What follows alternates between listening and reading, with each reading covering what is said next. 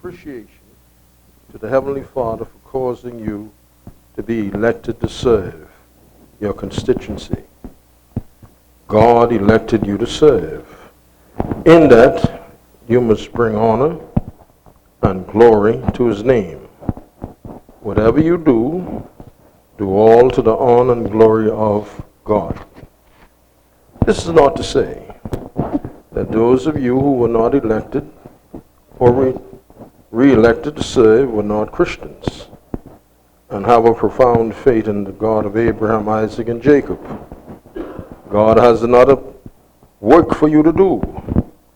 It was just not your time to be elected or re-elected to serve in this house for another 5 years. Father's Day is an opportunity for every one of us to evaluate our relationship with our Heavenly Father and with one another. 1 John 3:10 says, "This is how we know who the children of God are and who the children of the devil are. Anyone who does not do what is right is not God's child, nor is anyone who does not love their brother and sister." Yes, King James 20,000 Bible says, "In this the children of God are manifest, and the children of the devil. Whosoever does not do righteousness is not of God, neither he that loves not his brother." Now you are our servant leaders, and you represent our Heavenly Father.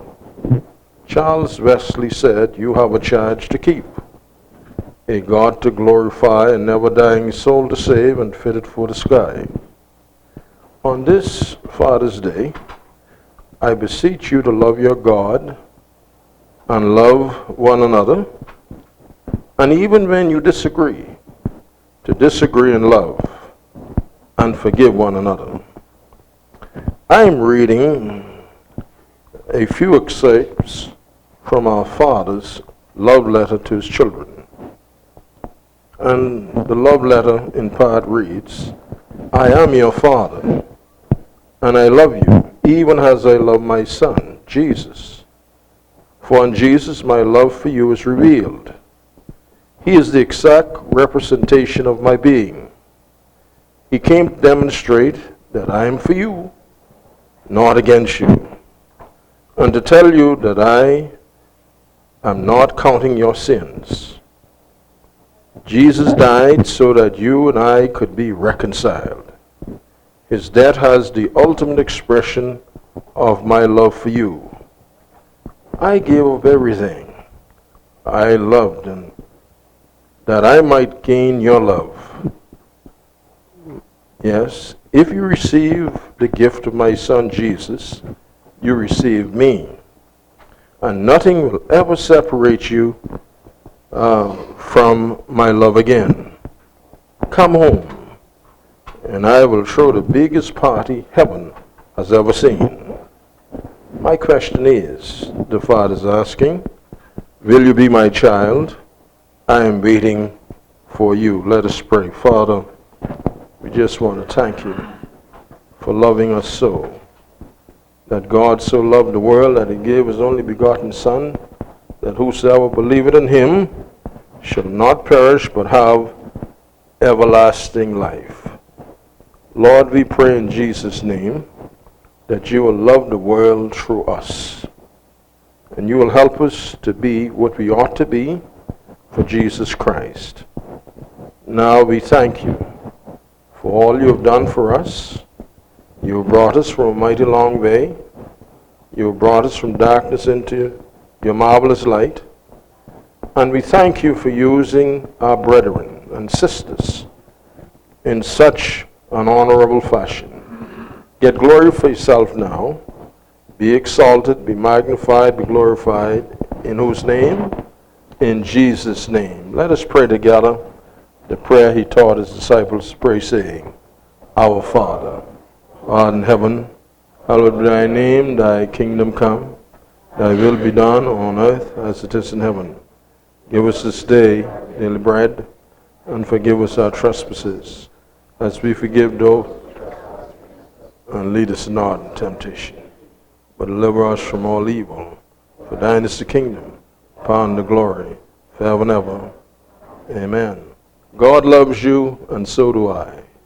Amen.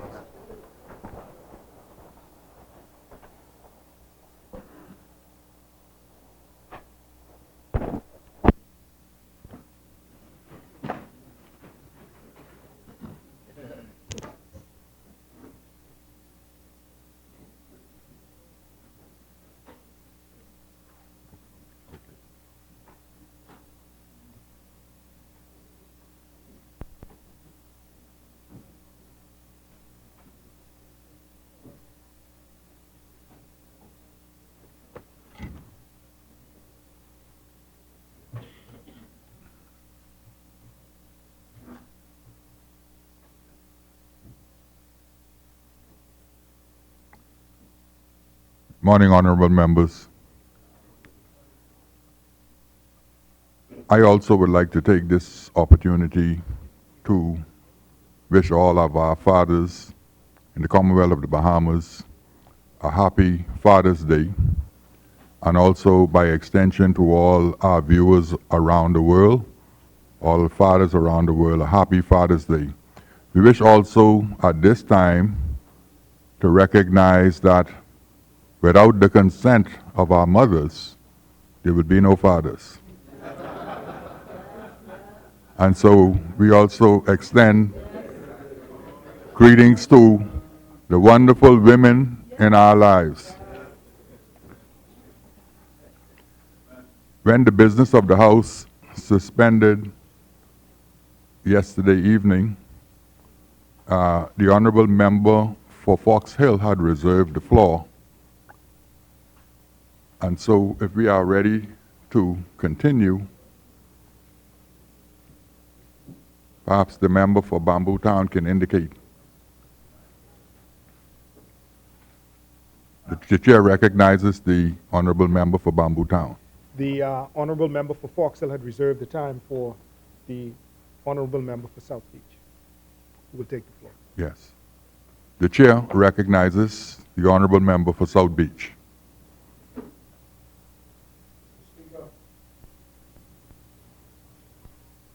I stand in the firm established awareness of the mighty I Am consciousness, in whose being I live and move and have my very own. I also stand, Mr. Speaker, on the authority of the magnificent electors of South Beach, who graciously endowed me on May 10th past with the privilege of being their Member of Parliament. And I had experienced and have experienced a charity, a welcome and hospitality of gracious regard that exceeds my greatest deserving, Mr. Speaker. And I am further grateful, sir, to a host of beings without whose intimate and extensive support this day would not have been possible. Mr. Speaker, I was born and raised in Camp Road, New Providence. I say that repeatedly because during my childhood, I was often reminded, or maybe informed, but reminded by those whom I had reposed a certain trust and confidence and respect, that nothing good comes out of Camp Road. I invite them, some long past, to take a look at Camp Road now. I was reared, Mr. Speaker, by my paternal grandmother. She was a large, strapping white woman with an equally large disposition and a strident, no-nonsense attitude. And I was brought up in a rather disciplined and austere environment, exceeded only, Mr. Speaker, by the faithful assurance that she and my father gave me at all times that I was loved beyond measure. You see, sir, I was the first in my family to attain and accomplish many things. A high school diploma, college degree, and so on, including today the first in my family to be a member of parliament. First in my family to be a member of the cabinet. So this day stimulates in me a deep sense of gratitude for my grandmother, Lita Lloyd, my parents, Eltoy and Stanford, to whom I owe my life and all that has flowed in since my birth. To my wife, Michelle, Donna Marie, who has been my rock and my steadying barometer, my children, Aisha, my first pain, Kendra, Shiva. Oh, this be daddy pain. I don't get none. Well, daddy is of morning sickness too, Mr. Speaker. They need to understand that. Let them know. Thank you very much, Noah Abaku. My daughters, Kendra, Shiva, Shakti, Sanjay. My grandchildren, Alvante, Alex, Andreas, Drew, and one yet unnamed, Mr. Speaker, who still remains in the oven. My brothers, Rodney and Charles, my sister, Christina, and cousins who were like siblings, growing up in Camp Road, Daphne, and Deborah, and Yvonne, and Joppy, and Sheba, and Adrienne, and their families. I'm always and remain forever grateful for their unwavering admiration and encouragement. My many friends, indeed, Mr. Speaker, you yourself, who played a very powerful and intimate and influential role in helping to cause this day to be. I am grateful to you, sir. I'm also grateful, Mr. Speaker, to my South Beach team, dedicated, patriotic, and loyal adherents and supporters, led by Dr. Elizabeth Darville, and the association's executive team, led by Mr. Luther Rowland, Tony Albury, Sherry Albury, Verdell, they are not related, Verdell Williams, Adrienne Smith, and a man for whom I have grown with the greatest regard, Mr. Lindsay Williamson. These members and many more are a candidate's and now a member of Parliament's dream. They have extended to me, sir, a benefit that I could never repay. Consequently, today, through their unselfish and expert efforts, I am their member of Parliament, and I thank them. Mr. Speaker,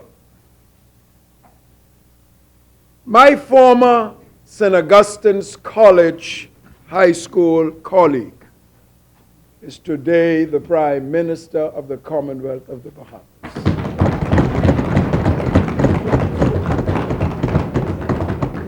I like to punctuate certain statements of mine by saying, St. Augustine. You know, Mr. Speaker, we don't have to say the St. Augustine's College. Some have to say the government, but never mind. Mr. Speaker, and with great regard, with great respect, nothing. Mr. Speaker, I'm reminded to give great honor and gratitude to the Prime Minister who caused on May 15, 2017, that I would be his chief advisor in education, and therefore today I'm the Minister of Education. I am grateful. I'm also reminded, Mr. Speaker, every time I am caused to reflect upon the member for Angliston, the honorable member, my beloved friend. Mr. Speaker, there were days of yore when her father and my mother locked elbows together on the campaign and political trail, championing the causes of liberation and the advancement of our people. You see, so I was born, as it were, in a political household. My mother was an original member of the Progressive Liberal Party. Not a founding member, but one of the original members early on in the 50s with the late Sir Henry Milton Taylor. And through that affiliation, association, she came into friendship, close friendship, with the member of Parliament, the Honourable Member for Angleton's father, the Honourable Arthur Dion Hanna. So I'm not new, as it were, to political warfare. So, sir, I stand grateful today for this awesome privilege that has been accorded to me by the people of the Commonwealth of the Bahamas. I want to say, too, to my constituents in South Beach, the males, and you have identified the females, Mr. Speaker, a blessed and wonderful Father's Day. Thank you very much.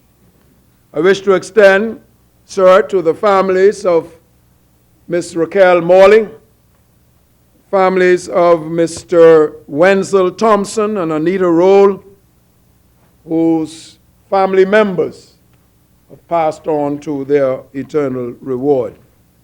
Our condolences on my behalf and behalf of our team and our families are extended to them.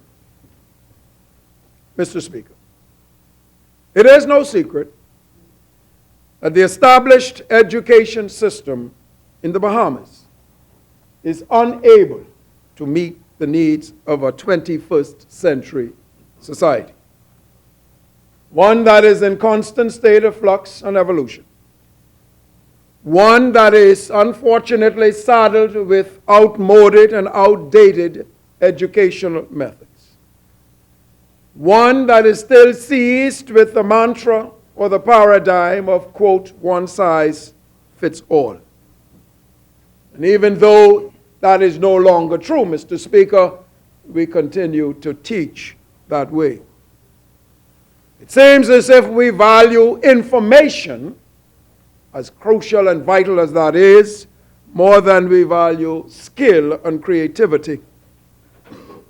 We in this country, sir, are too focused, in my estimation, on this thing called the D-average, without fully understanding what this D-average indicates. And generally, so people, you're not sufficiently involved in the process of education and the lives of our children and the student population. So let it be clear, sir, that it is our mandate, which we take very seriously, to transform our country through education into a knowledge-based society. And by that, it has been defined by the Organization for American States that we mean to treat knowledge as a commodity that can be traded for our country's economic prosperity.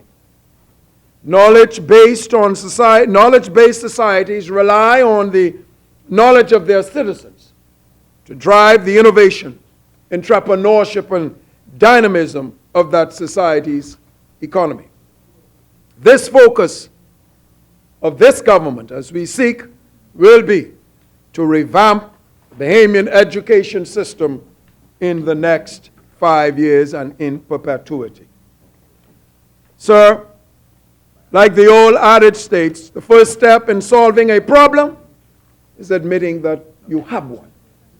So, Mr. Speaker, when it comes to education, sir, we have a problem.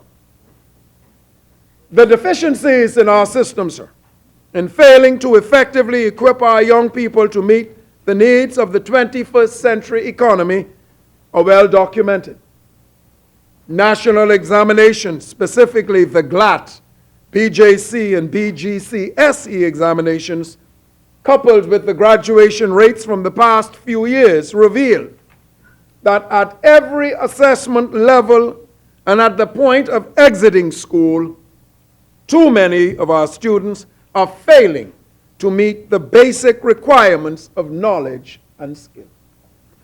Let's take a look at the examination results as an example, Mr. Speaker. The year 2016 marked the 24th sitting of 3 national exams. The grade level assessment tests Test, or GLAT, the Bahamas Junior Certificate Exam, or BJC, and the Bahamas General Certificate of Secondary Education, the BGCSE. In 2016, 5,428 third grade students across the Bahamas sat the GLAT exam in English and mathematics. In those subjects, Mr. Speaker, less than 65% of those sat that exam got a grade of A to D. Over 37% failed.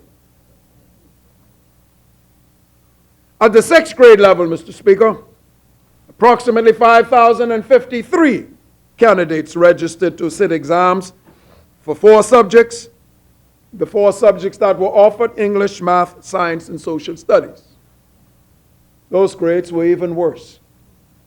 Less than 60%, Mr. Speaker, received grades A through D.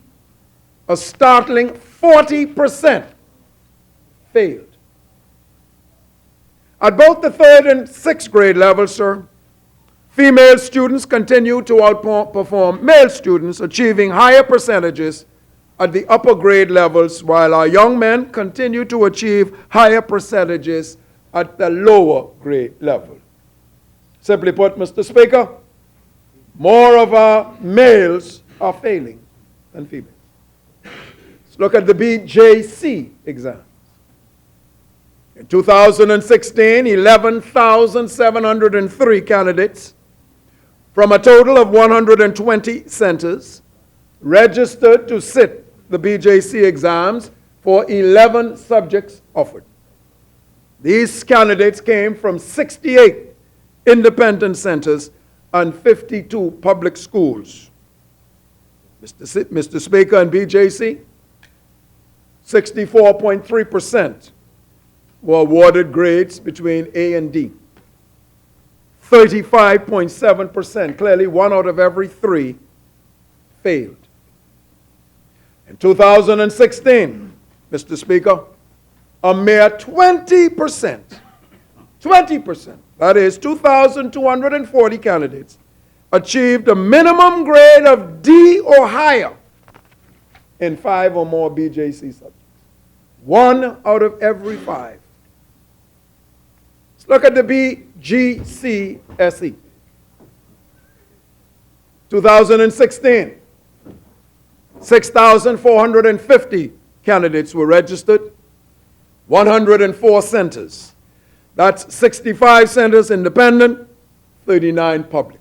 Mr. Speaker, although the total number of subjects offered were 27, the average number of subjects written per candidate was 4. 4 in 2016, 5 in 2015 for the average number. English language, biology, mathematics, and religious studies have remained the subjects of choice for the vast majority of candidates. No group of candidates, however, has 100% subscriptions in all of these areas. In 2016, Mr. Speaker, our public needs to hear this, only 1,459, or 23% of the candidates, obtained a minimum D grade in 5 subjects or more. That is less than 1 in every 4, Mr. Speaker. A total of 903 candidates received at least a C in 5 or more subjects. In other words, Mr. Speaker, 1 in 6, 14% of the candidates that registered to take the BGCSE exams received at least a C in 5 or more subjects. Now here's why that is important, sir. You need at least 5 subjects with a C grade to go to the University of the Bahamas. Let's get this, Mr. Speaker. In 2015, 5,000 students sat the English, 5,400 students sat the English language exam. 65% failed. 2015. 2015, Mr. Speaker, 5,200 students sat the math exam. 75%, Mr. Speaker, failed.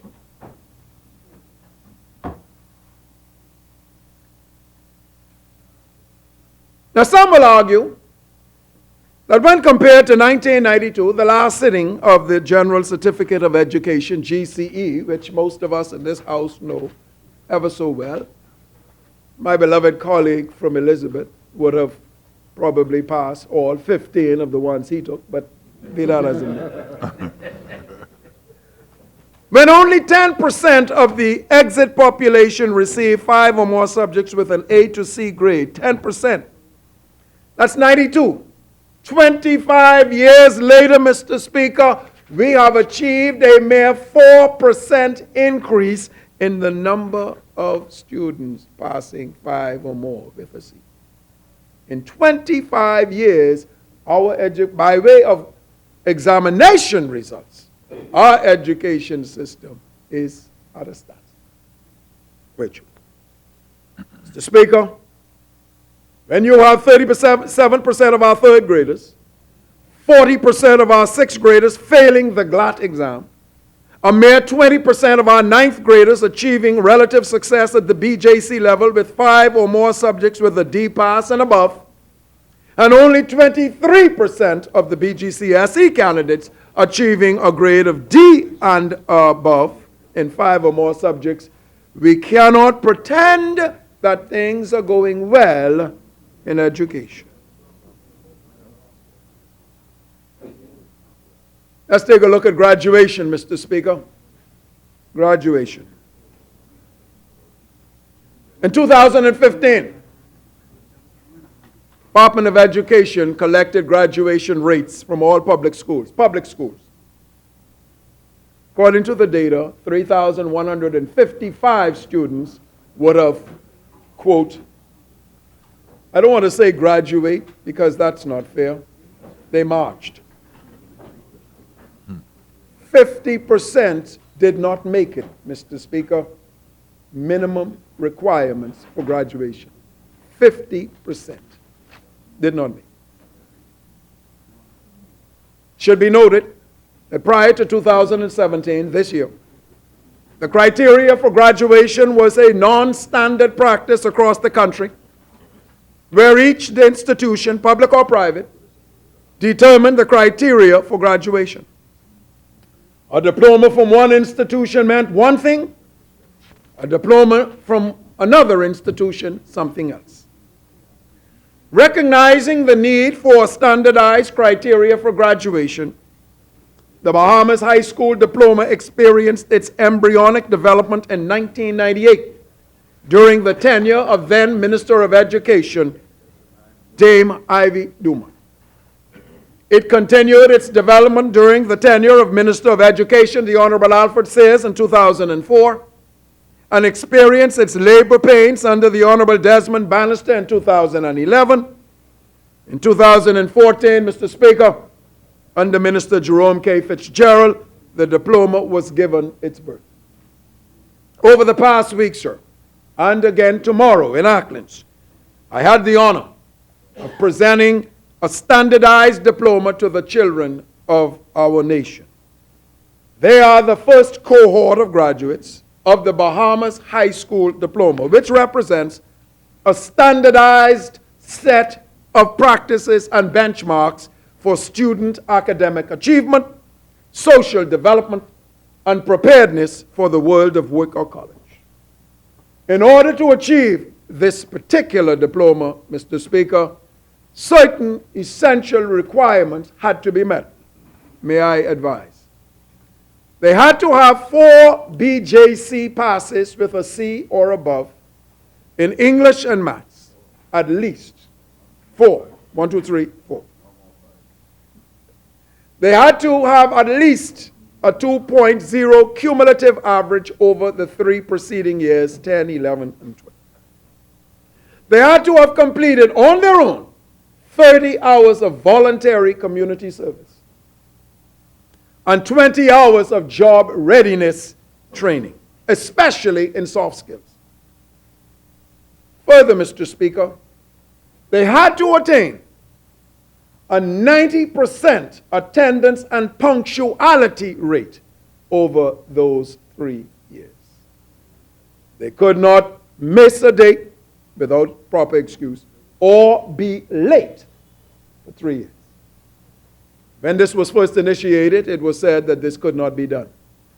Last evening, Mr. Speaker, at the National Stadium, I participated in ceremonies of over 900 of our wonderful children who met and exceeded these minimum requirements.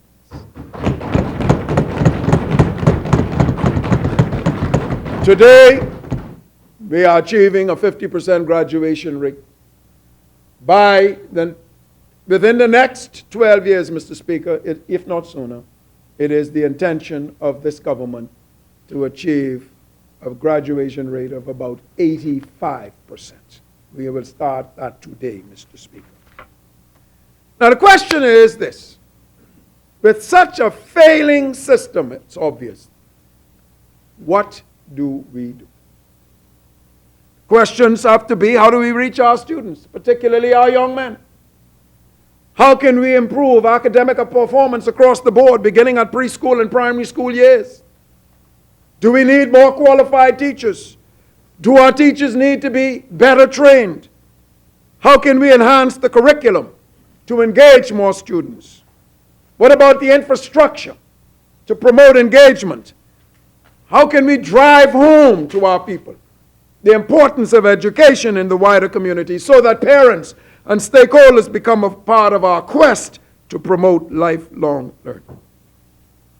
What we can say to you, Mr. Speaker, is this, and this is absolutely certain.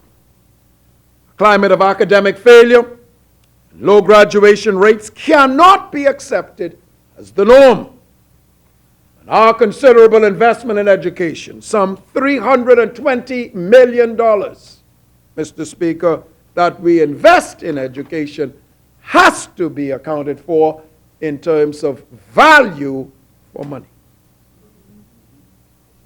According to the 2016 National Development Plan report, it stated the following, and I quote, "A significant portion of Bahamian youths are not only unemployed, but in many respects, because of substantial skills deficits, they are unemployable." Mr. Speaker. Now, how do we solve this problem? Well, let's take a look, and this problem will be solved. Yes, sir. Mr. Speaker, as I said before, one of the first steps that we have in solving a problem is to acknowledge we got a problem. Yes, we realize more than ever that education and training of our people are key factors in progressive and sustainable economic, social, and cultural development. Lifelong learning is an economic imperative for our nation. We must, with purpose and urgency, address the present national skills deficit, improve substandard literacy, numeracy, and communication levels in our nation, promote greater inclusiveness in the education of our people, and curb chronic unemployment and unemployability with immediate effect. And to that end, Mr. Speaker, we intend to go back to the beginning. We start with preschool. In 2015, a study was published by the Inter-American Development Bank. It stated the following, and I quote, "Early childhood development programs are the foundations for successful social investments over the lifetime of an individual, especially for the poor. Investing more in this area is one of the most effective ways governments can improve economic mobility.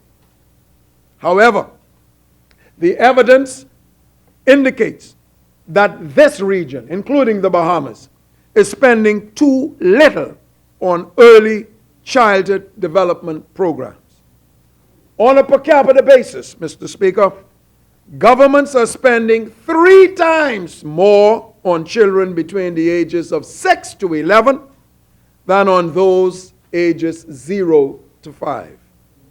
On an average, governments in Latin America and the Caribbean, including the Bahamas, spend about $300 per year per child on early childhood. In contrast, $1,000 on middle childhood. Moreover, early childhood investments tend to disproportionately favor physical infrastructure, such as daycare facilities, while neglecting and training vital human capital. Our research, or rather recent research, this is the IDB continuing, shows that some of the biggest returns on investment can come from modest programs that focus on improving the critical early interactions between young children and adults, be they parents, teachers, or caregivers. Mr. Speaker, I have spoken to primary school teachers across this country, especially those who teach grades 1 and 2. They routinely lament to me the struggle that their students face who may not have had the benefit of preschool education. In fact, they advise that one of the more credible and reliable barometers of a child's eventual academic success is the introduction to the basics in preschool environments. These include, Mr. Speaker, not just literacy or numeracy or communication skills or cognitive skills, but more importantly so, emotional intelligence training. Very important, sir. Teamwork at the most early stage of a child's life. To give them the understanding and the recognition that they are a being within a context, and it is within that context that they must thrive and strive to reach their maximum efficiency. As a member of the United Nations, we in the Bahamas must be committed to improving the quality of life for our citizens through the attainment of the Sustainable Development Goals. Goal number 4 calls for inclusive and equitable quality education and lifelong learning opportunities for all. For developed countries, one of the targets identified to achieve this goal, Mr. Speaker, is by the year 2030, all boys and girls have access to quality early childhood development care and pre-primary education so that they are ready for primary education. This compulsory quality pre-primary education must be delivered by well-trained educators. Now, I pause, Mr. Speaker, to emphasize this point because it is the practice in at least our society, and I think this identifies the problems elsewhere, that because we think they are little children, babies, we can just dispense with anybody to train them. That is a gargantuan mistake, Mr. Speaker. It is at that foundational and formative stage of their lives that they need the best of the best. Because it is there that the blueprint of their lives is being formed and shaped, which augurs to the personal development capabilities of them going forward. Mr. Speaker, it is the commitment of this government to ensure that that be so.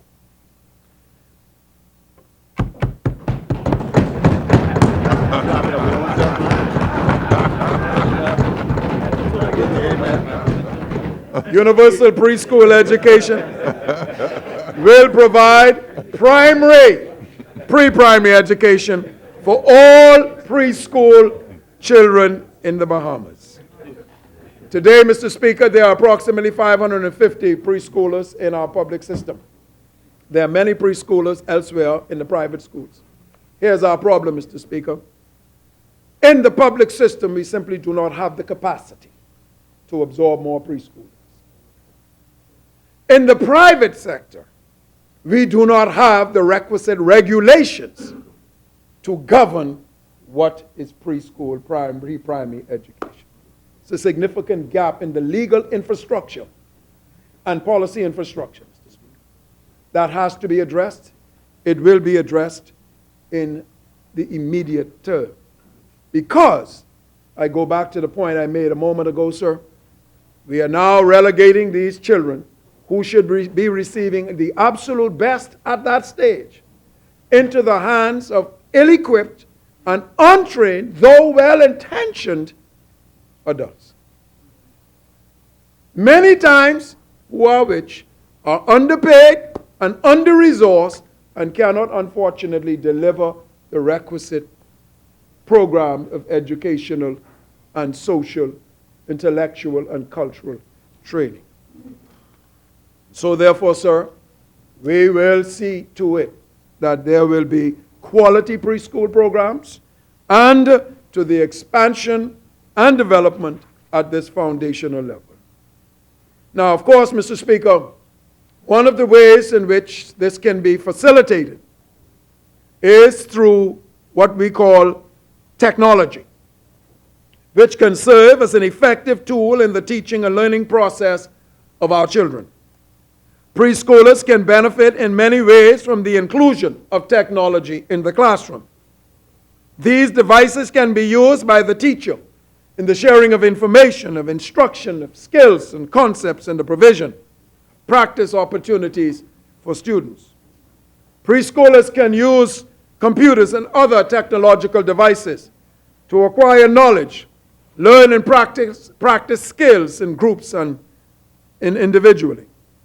This provides an effective strategy to meet the differentiated needs of children at all levels, from the challenged to the exceptional learner. Laptops, LCD projectors, tablets, interactive devices, and internet access must be included in all preschool classrooms. In keeping with this mandate, Mr. Speaker, to ensure the use of technology in preschool classrooms for individual students, our government is committing $2 million in this budget, 2017-18, for the introduction of a pilot program in 2 New Providence preschools, which will provide, in September, tablets for each student to be used in the delivery of instructions. $2 million.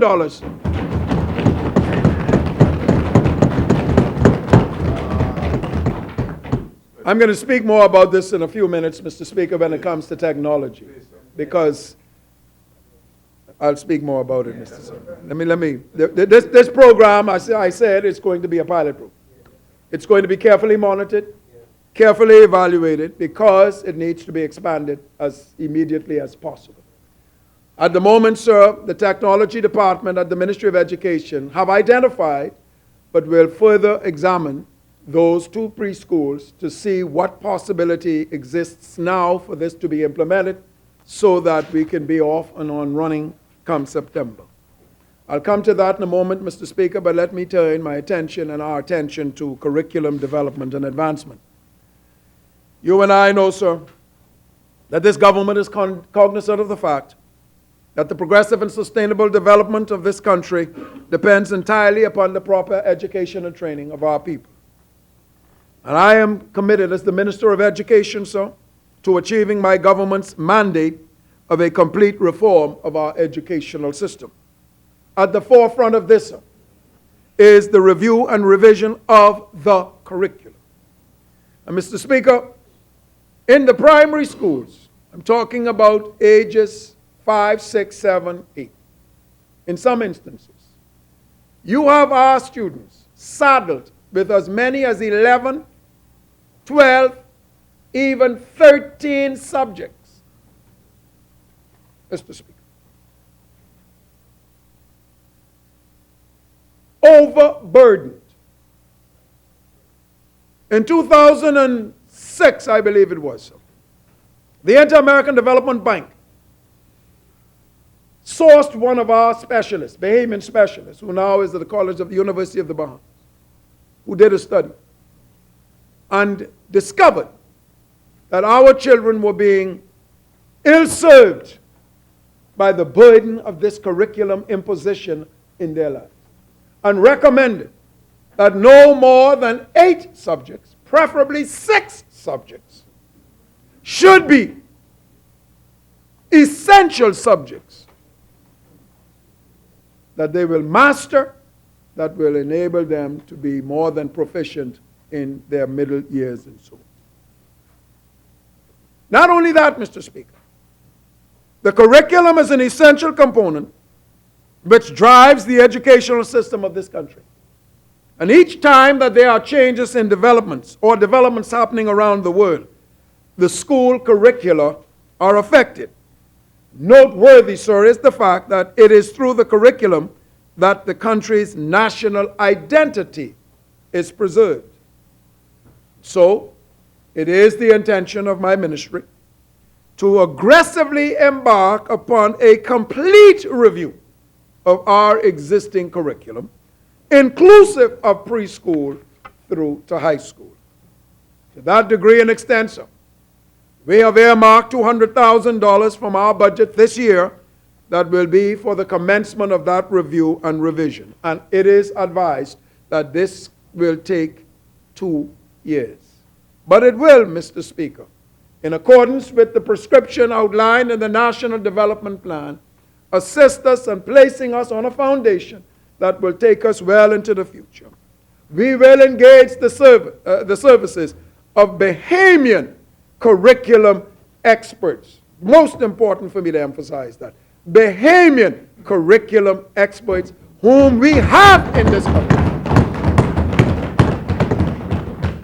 As the process unfolds, all persons throughout our society is going to be invited to make meaningful contributions. And our aim is to ensure that the curriculum is explicit, coherent, dynamic, viable, comprehensive, manageable, as well as culturally and globally relevant. According to the National Development Plan, and if you would please forgive me, I'll just say NDP because I have to speak plenty words this morning. NDP. That Bahamian core curriculum will contain the following components. Number 1, Bahamian history, civics, and culture. Bahamian.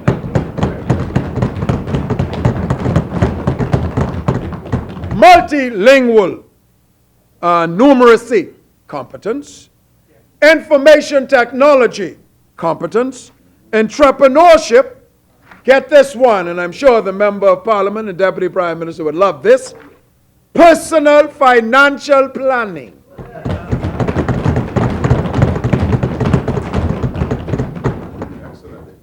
Mr. Speaker, close attention will be given to the alignment of our stated outcomes to the targets of the 2030 Sustainable Development Goals, which specifically refer to education.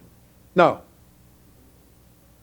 as the cost of living rises, so does the cost of education. There's a dire need to increase the allocation for instructional resources. Therefore, in this budget, increased funding will be allocated to tuition supplies. But, Mr. Speaker, may I say with respect, sir, and with great understanding and love, that we are in tight economic times.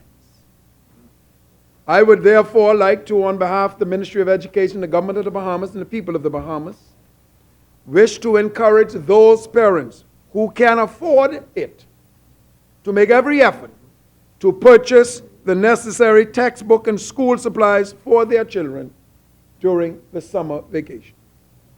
It is not the intention of the Ministry of Education to abandon or to deprive any child of those requisite supplies, materials, Mr. Speaker. We will make sure that every child is so equipped. However, there are parents, caregivers, relatives who are capable of equipping their own children and relatives in this fashion. We will introduce new initiatives in the coming budget year. And I would also like to say, Mr. Speaker, that my ministry has accepted the invitation of the Securities Commission of the Bahamas to launch a financial literacy education pilot project in public schools. This project will be introduced into 2 of our junior high schools, and the Commission, in its quest to deliver a relevant program, is liaising with the OECD, Organization for Economic Cooperation and Development, and other financial institutions. Another initiative that has evolved as a result of our membership in the Organization of American States. During that organization's meeting, 9th Inter-American Meeting of Ministers of Education that was held at the Atlantis on Paradise Island in February of this year, emphasis was placed on ensuring inclusive and equitable education for all. And this again speaks to the Sustainable Development Goals number 4, which itemizes and articulates education. And so it is going to be that our ministry will seek to implement the project that has been offered to us by the Securities Commission. This 2-year project is expected to improve the quality of education in the Bahamas by providing access to technology and digital resources in the primary schools. Some 10 primary schools, Mr. Speaker, are expected to participate in what is called the Pro Futuro Digital Mobile Classroom Project. This project will again assist in the advancement of technology and the use of technology throughout our schools system. And so we are proud and thankful and grateful to the Securities Commission for this assistance. Mr. Speaker, may I turn to the professional development of our teachers and educational professionals, which, sir, is a mandate of ours and a commitment of ours to the Bahamian people. We know that teacher quality is the biggest single in-school indicator of whether a student will be successful in pursuing their education. Teaching is one of the most difficult jobs in the world, and therefore requires meaningful training, preparation, and ongoing support. Mr. Speaker, greater investment in the continuous training, retraining, and professional development of teachers and educational professionals is a top priority for this government. A more robust array of professional development programs will be offered to educational stakeholders. This, we believe, sir, can prevent bad teachers from developing by putting in place measures that address the root cause of ineffective teaching, that is, meaningful training, effective tools, and ongoing support. Now, I must say, to the credit of the former Ministry and Minister of Education, that a professional development institute was established at the Mabel Walker Primary School. But, sir, it has fallen into a sad state of disrepair.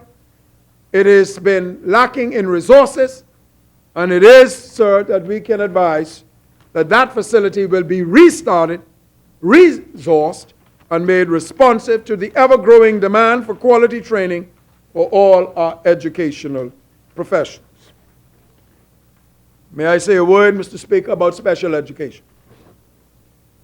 Again, following the mandate of the National Development Plan, our own mandate, and that of the Inter-American Development Bank's Sustainable Development Goals, at least number 4, this government will enhance the provision of special education to ensure equity in education and employability of students with special needs.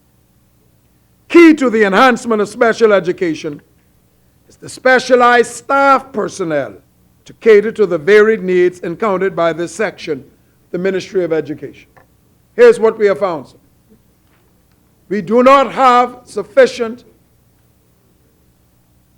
trained, equipped, qualified teachers in our system who can deliver special education training and instructions to those with special needs. We do not have it. Simple as that. We therefore are required to have to go outside and recruit those students. Now, let me make a distinction, sir. There are teachers who have had some special education training. Some. I'm not talking about that. I'm talking about teachers who are qualified as a vocational thrust to dispense and to train and to work with students of special needs. There's a vast, vast difference, Mr. Speaker. Vast difference. Going through the educational curriculum, you take 3 or 4 courses in special education, is not qualified you to be a special education teacher. It's very important, sir. And that is where our emphasis has to be placed. And so, sir, we need to therefore recruit and train and to provide assistance to those interested. Those would include guidance counselors, speech therapists, school attendance officers, special education officers, school psychologists. And it is a challenge seeking to provide services with minimal staff that has been a great detriment to the provision of equitable education for all Bahamians in this country. These deficiencies will be addressed, sir. But you understand, we understand our budgetary limitations, and they will be addressed incrementally. May I speak, sir, to the National Apprenticeship Scheme? I said to you earlier that as a part of this new Bahamas High School diploma, there needs to be certain hours, 20, of what is called job readiness training. This National Apprenticeship Scheme fits right in neatly with that, Mr. Speaker. Therefore, the government will expand the existing anemic National Apprenticeship Scheme in consultation with relevant stakeholders. All students, at the time they leave school, must be equipped with practical knowledge and skills training required in their selected field of work. At the end of this training period, the apprentices will be issued a certificate from the government of the Bahamas as proof of valid employment experience. And this apprenticeship scheme, sir, will be one of the flagship programs of this administration. Now, I said earlier, Mr. Speaker, that I will come to this subject of technology. And I would like our members and the Bahamian people to listen to me carefully, because technology today is not an option. It is the way of the world. It is an indisputable, maybe for some unpalatable fact of life. As I mentioned, in the National Development Plan, sir, the quality of life we enjoy today is dependent on our ability to take advantage of innovations in science and technology. In the Ministry of Education, sir, there is a program called STI, Science, Technology, and Innovation. It has been recognized, and it is internationally recognized, as drivers of progressive and sustainable national development, of the diversification of an economy. It is, we recognize, the catalyst for 21st century education, for world peace, for wealth generation, for food security, for poverty alleviation, for the reduction of inequality, for the reduction of unemployment, for crisis management, environmental sustainability, and for promoting health and well-being. Some also use the term STEM, Mr. Speaker, which we know as science. Some also use the term of TVET, Mr. Speaker, which is technical and vocational education and training. And some also use the term ICT.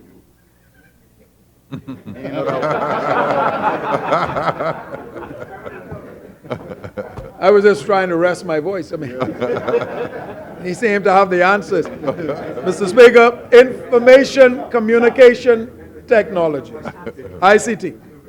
Now, Here's what is shocking, Mr. Speaker. And I don't criticize anyone, sir. I just state the facts. I have come to this House to bring full, frank disclosure of the state of education in this country. At this moment, sir, there is no coherent technology management plan at the Ministry of Education. There is no technology management plan at the Ministry of Education. There is no technology user policy at the Ministry of Education. There is not really a clearly defined, fully functioning, coherently organized unit of technology in the Ministry of Education. Now, Mr. Speaker, hold that right there for me, sir. And recognize that I said earlier that we are going to be introducing these tablets into the hands of these preschoolers, into an environment in which there is no ready underpinning for that. Therefore, sir, taking the attitude of my beloved colleague, the member for North Abaco, and the Minister of Foreign Affairs, I have given a directive, sir, that within 30 days, I want on my desk a concept paper for the creation of a division of technology in the Ministry of Education.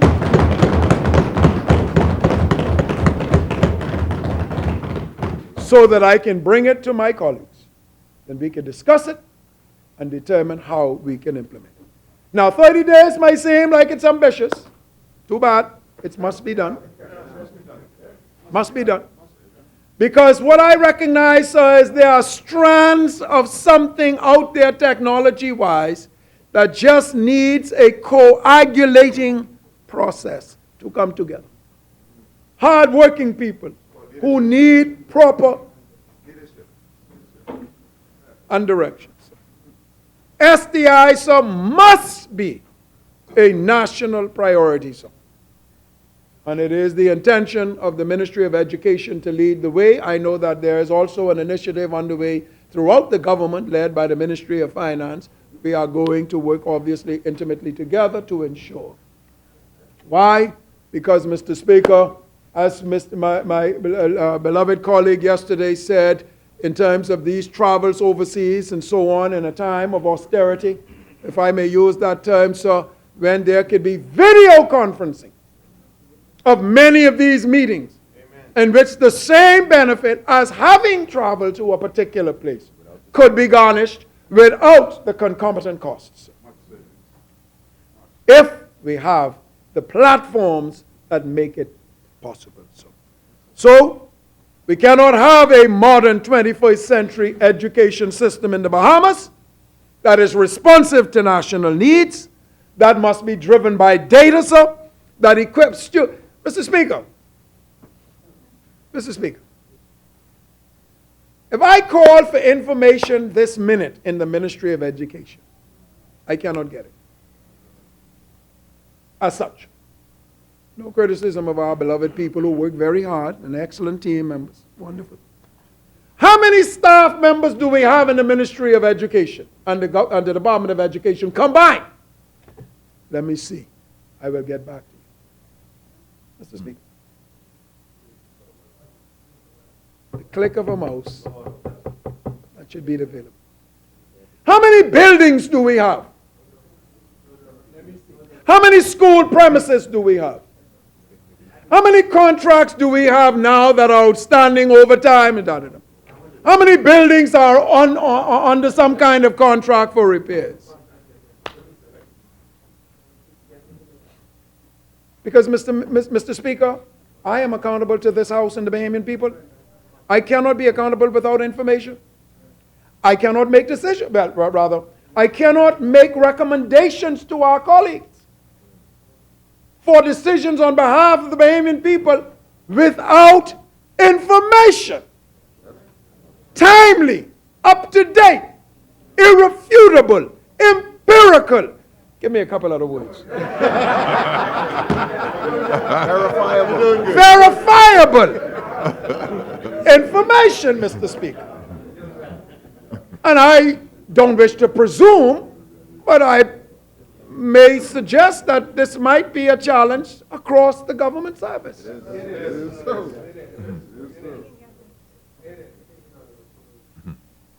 Mr. Speaker, if we're looking for a highly skilled workforce, if we wish to be globally competitive, and in tourism and banking and financial services, we must be.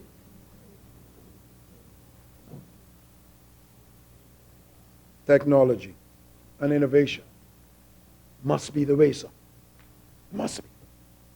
I must be able, my beloved colleague of Elizabeth must be able to sit at his desk, our desks, and find out whatever we want, up to the minute.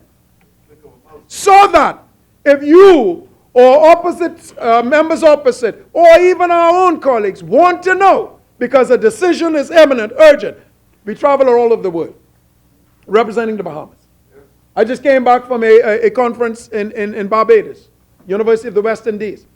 Mr. Speaker, we spend almost $5 million supporting the University of the West Indies. Almost $5 million.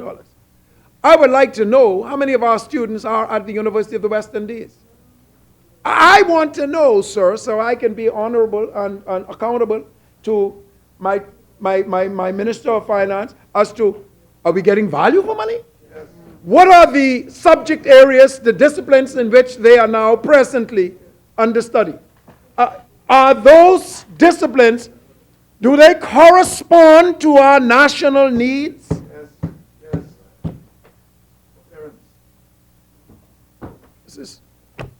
This is the 21st century. You know, my father and his father, back in the whatever, they could manage their lives by the seat of their pants, on a whim, Mr. Speaker. But today, because what I think may not in fact be what it is.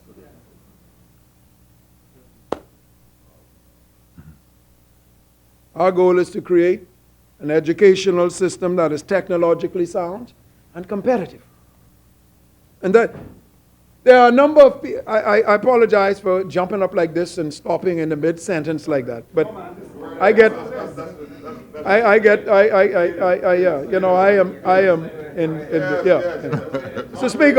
Mr. Speaker, let me just show you what I mean. I'm going to come to some more stuff later on. Mr. Speaker, we have a homeschooling environment that is growing rapidly in this country without regulation. I don't understand how that could be. The law states, according to the Education Act, that students must be 5 years of age to 16 years of age in our schools. Who gave them permission to be out there? Now, God bless homeschooling. It's wonderful. I'm no personal, none of that. But I make this point, Mr. Speaker. There are a number of homeschooling programs in which the instruction comes from Bangladesh. I'm not saying anything wrong with Bangladesh. My point is about technology. So their teachers are not even in the Bahamas. They're being instructed in math or science or whatever, according to certain prescribed times from across the globe. I'm going to come to a point in a minute. We have students, and I'm going tomorrow to Auckland for the National High School Diploma graduation. 1 graduate from Crooked Island, 8 from Auckland. I'm honored to be traveling there. But we have students, because they're unable to get proper instruction, say in math or in science, have a challenge meeting these demands and these requirements. Now, Mr. Speaker, through technology, that would have been no problem. No problem. So it wouldn't have to be necessary for us to travel the world looking for teachers in maths and science and so on and so forth, when those students could be tuned in by way of technology. Yes, sir. Yes, sir. Yes, sir. I'm coming back. I can deal with this in a bit. Now, you see, we are experiencing challenges in achieving this goal because of a lack of ICT equipment, including computers, tablets, interactive whiteboards, or what we call Promethean boards, and other educational technologies. Here's what you need to know, my beloved honorable members and Bahamian people. 10%, Mr. Brother, less than 10% of the public senior high school students today, right now, 11-15, less than 10% have access to a computer lab in our system. Less than 10%. Approximately 15 schools. In fact, were it not, Mr. Speaker, for an ICT invasion in 2011 and 2012 via the IDB Inspire program. Inspire means investing in students and programs for innovative reform and education. We wouldn't even be there. And Mr. Speaker, this is further compounded because public schools do not have the infrastructure and bandwidth needed for students to have reliable access to education or to online learning opportunities. So my ministry, sir, in collaboration with the private and public partnerships, will seek to meet the STI, Science, Technology, and Innovation. Don't make me say it again, STI, by supporting and making provisions for existing and planned innovation. And if we are up to date with this STI, Mr. Speaker, we can be the region's leader. We can be the region's leader. And I am inviting and encouraging, certainly our ministry and the government of the Bahamas, to forge policy to ensure a structured and cohesive program of science, technology, engineering, and innovation and mathematics, with a foundation being built in our education system. And I come, Mr. Speaker, right on the heels of that to the Bahamas Learning Channel. Bahamas Learning Channel. Great idea. I congratulate the former government. Great idea. Started out with a bang. Boof. And with a bang, it flopped. Boof. Good idea that must be resourced. Must be. And so the Bahamas Learning Channel, the idea was to positively impact the educational system through the usage of latest advances in media technology. During the past 5 years, however, sir, after much pomp and circumstance was given to the launch of BLC, Bahamas Learning Channel, I won't say that, BLC. Without the provisions of financial support, it has been stifled in its growth and development, and therefore its ability to reach the students of this nation. So therefore, sir, in this budget, we will invest $200,000 to provide major strides for this initiative. Now, I must say this, long-term investment is required. Long-term, we're just getting started. Long-term investment is required so that we can have the creation of a channel dedicated to the Ministry of Education with a mandate of broadcasting instructional, character building, and informational programs.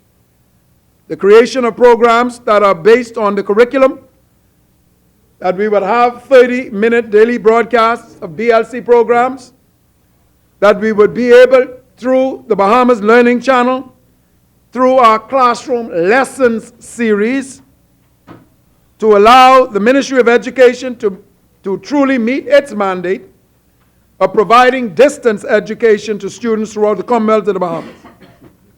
4 teachers who exemplify best practices in various disciplines will be invited to record lessons in a controlled environment with their students. Mr. Speaker, 40 plus years ago, I attended a course at the University of Oklahoma in Norman. I was a student at St. Gregory's. Because of the number of students in this particular class, I think it was history, European history. We were situated in a number of rooms, while the professor was in a particular room. Some of those in the gallery may know what I'm talking about in terms of these big universities where you have a professor and the other. We were able to see the lecture on a monitor 46 years ago. And if you wanted to interact with that teacher, Mr. Speaker, on your desk 46 years ago, you could press a button. 46 years, I'm talking about technology, 46 years ago. We in the Bahamas are still at ground zero. So, Mr. Speaker, in the interest of time, sir, let me say something else. This subject called social promotion. I have long maintained, sir, as a private citizen, that this subject, this issue, this practice of social promotion is an insult to our people. It's an insult. This government recognizes that promoting students who do not meet the minimum academic standards puts them at a material and significant disadvantage by advancing them to a grade for which they are not prepared. For many students, the ultimate consequence of this, Mr. Speaker, of this disastrous practice of social promotion is that they fall so far behind that they leave school ill-equipped either for college or university, and they obviously lack the skills to join the workforce. That is why, sir, that the NDP can say that we have not only students who are unemployed, but who are unemployable. Our long-term goal is to end social promotion in this Bahamian school system. In order for us to do so, we must provide the additional human and financial resources and classroom facilities to accommodate the students who are unable to advance in the system. And I'm happy to say that because it brings me to the next subject, and that is private sector investment in education and training, sir. Mr. Speaker, no matter how hard we try, no matter what we believe about ourselves, the public sector is unable to adequately provide for all of the educational needs for all of our children without private sector partnership. We must. I am happy and respectful to my brother and friend, Mr. Matt Aubrey of the Organization for Responsible Governments, who has come forth, like other private sector initiatives, with proposals as to how the private sector can partner with the government in the delivery of education in our country. We as a government must collaborate with the private sector, policymakers, parents, teachers, students, the business community, to assist in the creation of the proper infrastructure, the investment in the human resource capacity, training and retraining of our people. Investment must also adhere to a regulated framework so that we don't have, like the Member of Parliament for St. Anne's is intimating right now this morning, the situation that we now are faced and has now come across my desk involving a tertiary level institution in this country that has gone belly up, that has lost its accreditation, that has left a host of Bahamian students holding nothing, that is worthless, and owed thousands of dollars. And of course, they have come to this government seeking reparation. And again, we live in an unregulated educational environment where, unfortunately, I got to repeat what my grandmother used to say, whatever buck up. This is the 21st century Bahamas, man. Come on. We ought to be a disciplined society, governed by policies and regulations and rules and laws and standards. Not what is in your heart that beats one morning and beats one afternoon. So the ultimate goal of this partnership is to transform teaching practices and educational quality by bringing forth, I hear you, by bringing forth the resources, technology, and others into the hands of our children. Mr. Speaker, we are going to cause to become a reality the National Education Commission. And we are now vetting in our minds, our colleagues are going through a host of persons who would have been, their names would have been submitted. But so, there are some things I want to get to, and I don't want me to run out of time to get to those things. Like right now, sir, infrastructure. Mr. Speaker, I just said to you, sir, summer programs and other problems, but I just said to you, Mr. Speaker, that we don't know precisely how many buildings the Ministry of Education has. I have been advised that we have some 270. What does some 270 mean? Is it 268? Is it 277? Anyhow, we have approximately 270 Ministry of Education controlled, owned, managed buildings. 173 of these, Mr. Speaker, school premises. 50%, Mr. Speaker, in a hopeless state of disrepair. 50%, Mr. Speaker. All of them, Mr. Speaker, are old, aged, and decrepit. Been around forever. Sound like the clinics.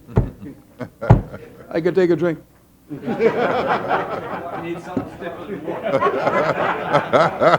should help me out, sir. Mr. Speaker, let me use two schools as an example, a clarion classic example. Stephen Dillett, Uriah McPhee.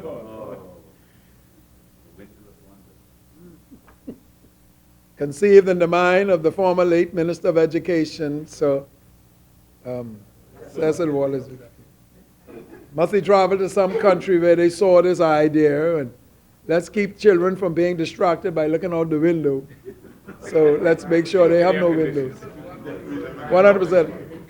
Perennial problems, Mr. Speaker. Day in and day out. And as a consequence of that, Mr. Speaker, students have to be let out of school far too often. Bathrooms don't work. Air conditioning doesn't work.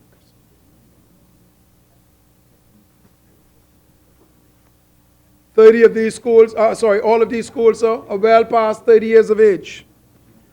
With these age buildings, Mr. Speaker, come the recurring problems, nightmare problems of maintenance issues, which of course drain human and financial resources. On a routine basis, students then have to be let out of school, and they are deprived of very important classroom instructional time.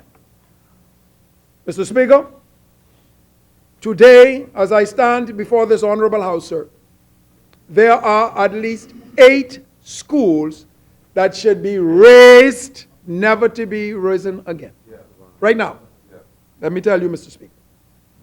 The government, not the, government high school, GHS, S.C. McPherson, C.W. Sawyer, R.M. Bailey, L.W. Young, Martin Town Primary School in Grand Bahama, and L.N. Coakley in Exuma.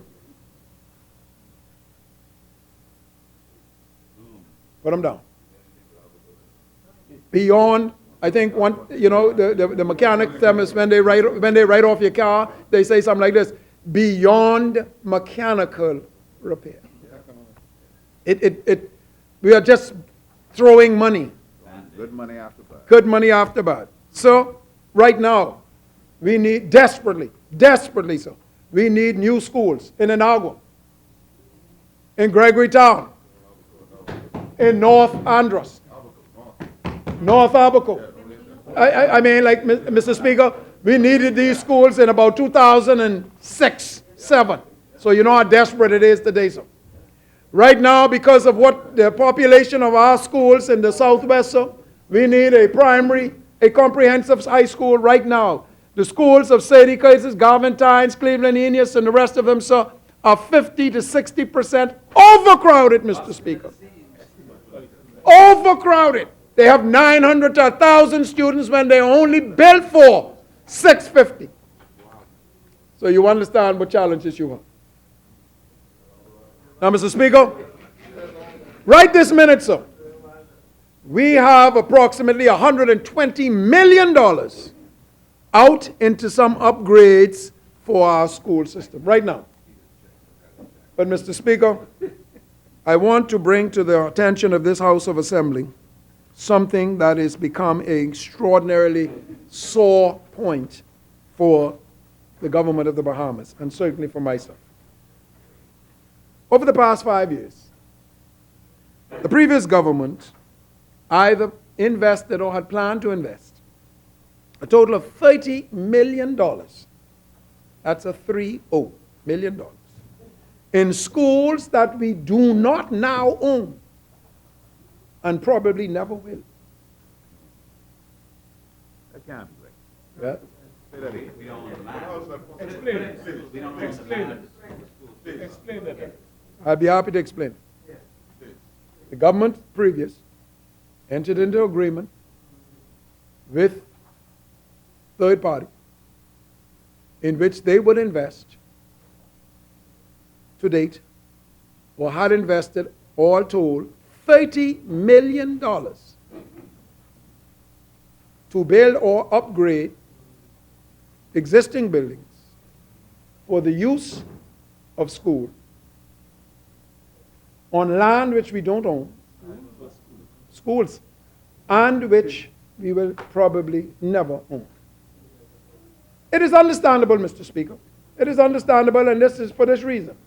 I don't know what the circumstances and what went into that decision process. I am trying to get to the bottom of it. And when I do, I will bring that to the House of Assembly. Okay? But what is the most troubling of these, Mr. Speaker, is a situation on Wolf Road in the former Bahamas Academy school property, owned by the Conference of Seventh-day Adventists. The government, if it goes through with this process, will spend 25.7 million buckaroos dollars on that property. Listen to this, Mr. Speaker. Out of which we will get a 5-year lease. 5-year lease.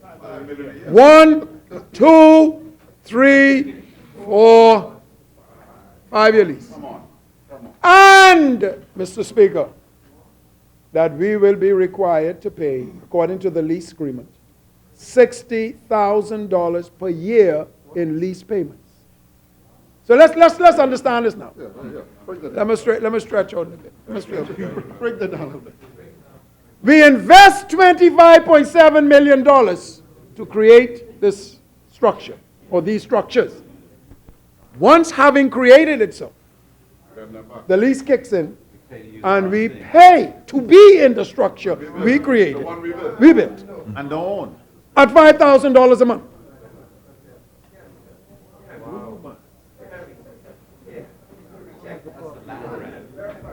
And hold on, Mr. Speaker. This agreement was entered into approximately 3.5 years ago. It started out, Mr. Speaker, as a $1 million consideration. That consideration, Mr. Member of Parliament for East Grand Bahama, my beloved Minister of Finance, was for the replacement or the relocation or the transfer of BTVI to that school, or to that premise, to that premise. Somehow, Mr. Member for St. Anne's, Mr. Speaker, it ballooned to $8 million. That was changed, no longer BTVI relocation, that was changed. Somehow, Mr. Speaker, it got up from 8 to $25 million. We don't know. I know who the contractor is. We're not, well, I can tell you, well, what we know, Mr. Speaker, is, what we know, sir, is monies have already been expended. There was much discussion. I cannot find the agreement, lease agreement. I am still searching for it. It's coming. It's coming. I'm sure it's coming. It's coming. The point person was a person in my ministry and the former Minister of Education. I'm not blaming anybody, Mr. Speaker. What I'm saying, sir, is this. We are in a circumstance at the moment now which the Bahamian... See, here's what we come to the House for. And here's what we must affirm to the Bahamian people. Not the Free National Movement as government, not the Progressive Liberal Party as government, that the government of the Bahamas must ensure that the Bahamian people, in the expenditure of its hard-earned resources, is getting value.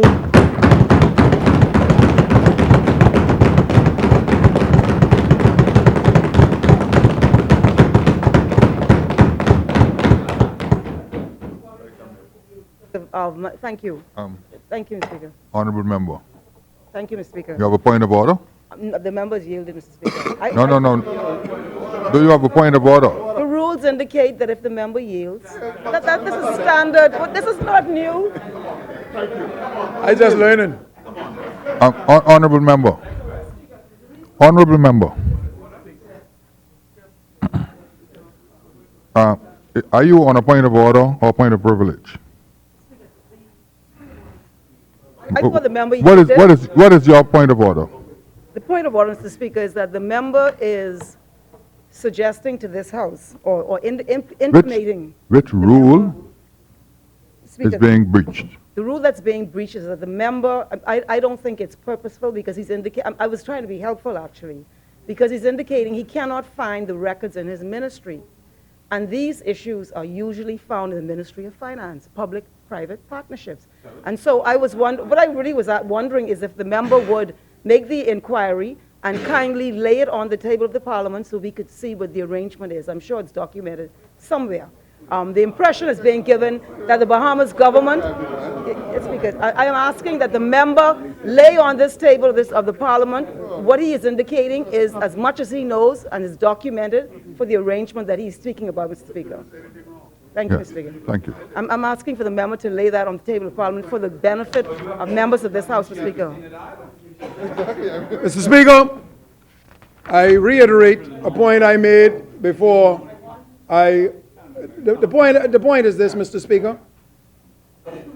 It is my respectful submission that the government of the Bahamas must, at all times, ensure that the Bahamian people, let me say it this way, this government will ensure that the Bahamian people gets value for money.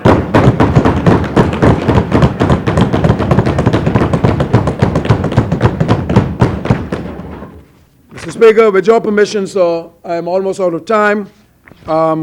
Let me say quickly about BTVI. You know, we are very committed to technical and vocational education, sir. I want to say to you, sir, that, yeah, but that ain't enough. I want to say to you, sir, that technical and vocational education, sir, is a a solid commitment of this. However, BTVI is the primary vehicle through which VOTEC, I'll use that term, VOTEC education is to be delivered. All right, sir? Mr. Speaker, if you have ever gone to, if you in recent time have gone to BTVI, sir, you will cry.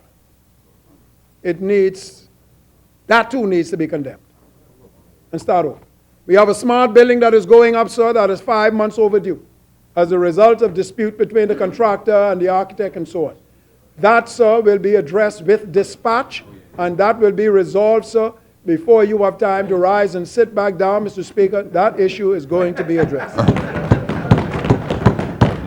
The Bahamian people will get value for money. I have to move on, Mr. Speaker. You know about the University of the Bahamas, sir. That university came into being in 2016, came into force on the 10th of November.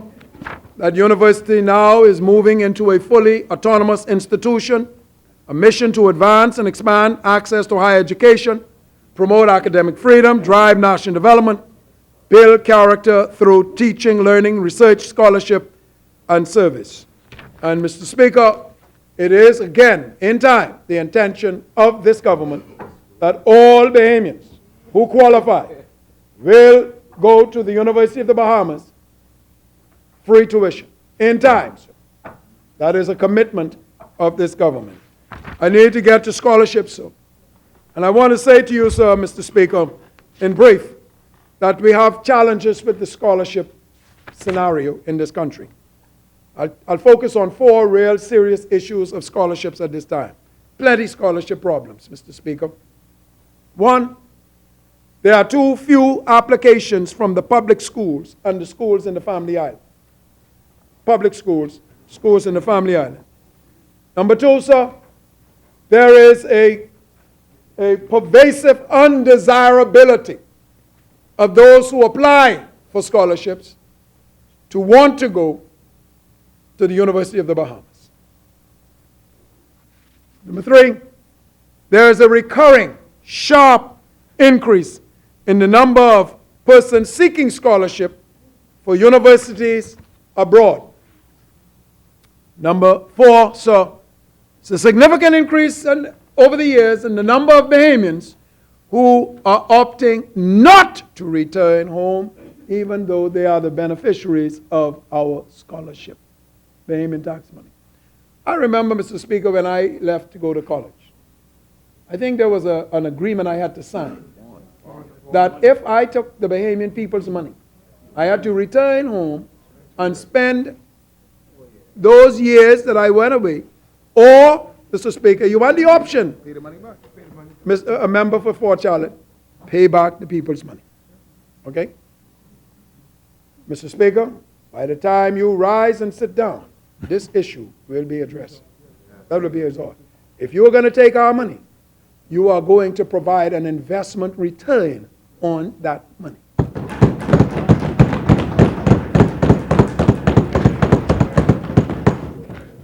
Now, let me come to this educational loan scholarship arrangement, Mr. Speaker.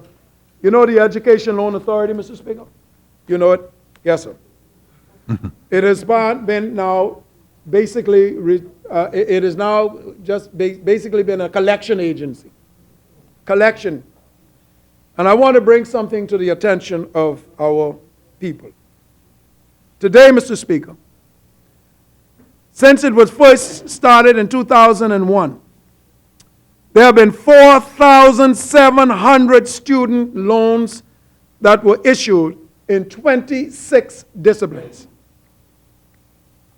Today, sir, the default rate is 75%.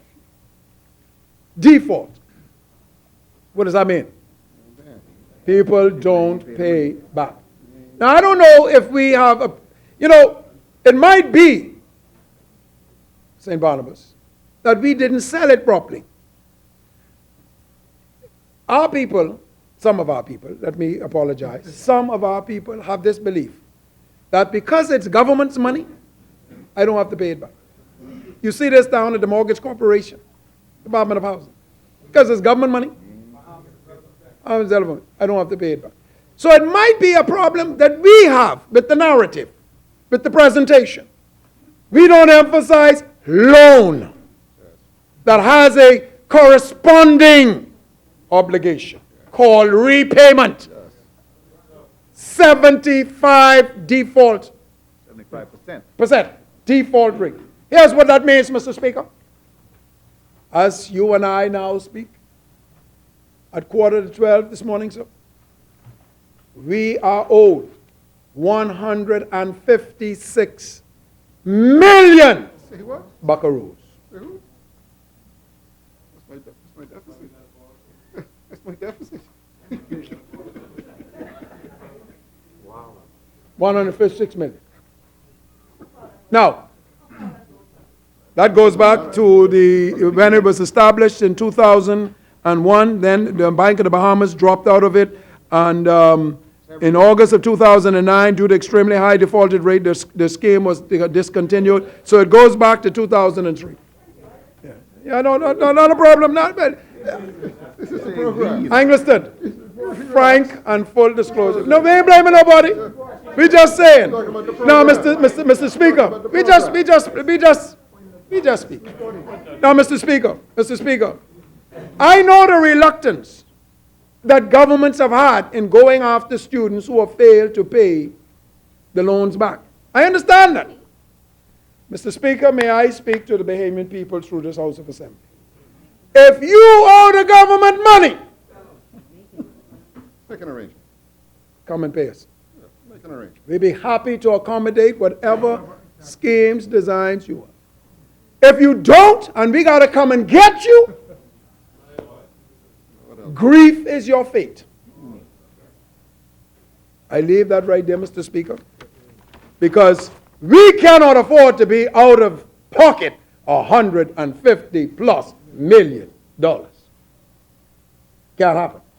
We have a shortfall in the scholarship program in our ministry. We have a shortfall in the capital budget program in our ministry. We have a shortfall all around, which could easily be made up if people were to come and pay what they owe.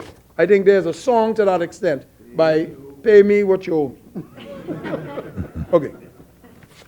Mr. Speaker, by the way, labor relations, sir, because we want to ensure that there's harmonious labor relations in the community of Ministry of Education and so on, sir, we have caused to be in our ministry 2 labor relations officers, one for BUT, sir, and one for the Bahamas Education Managers Union, sir. I can say to you at the moment, sir, I can say to you right now at the moment, sir, we have a problem in meeting the outstanding obligations of those teachers, which really causes me some grief and distress.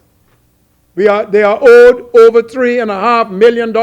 Some of them, Mr. Speaker, going back years, monies that they are owed. So I say to those teachers, hardworking, dedicated, we will pay you the money we owe you.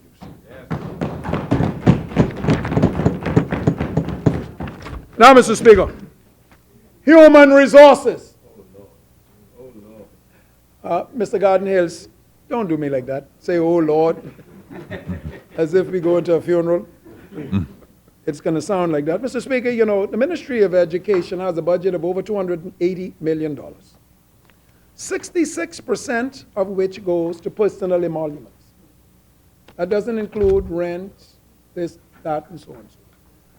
You see, Mr. Speaker, we don't have really much to work with after we take care of these very important responsibilities. We have at the ministry over 6,000 employees, one of the largest ministries in government. We have approximately 4,500 teachers. So it's a large ministry, sir. Since 2013, Mr. Speaker, the ministry has had added to its payrolls some 985 contract workers. How much? 985 contract workers. Okay. There's a need in any organization to have what you might call contract workers. No problem.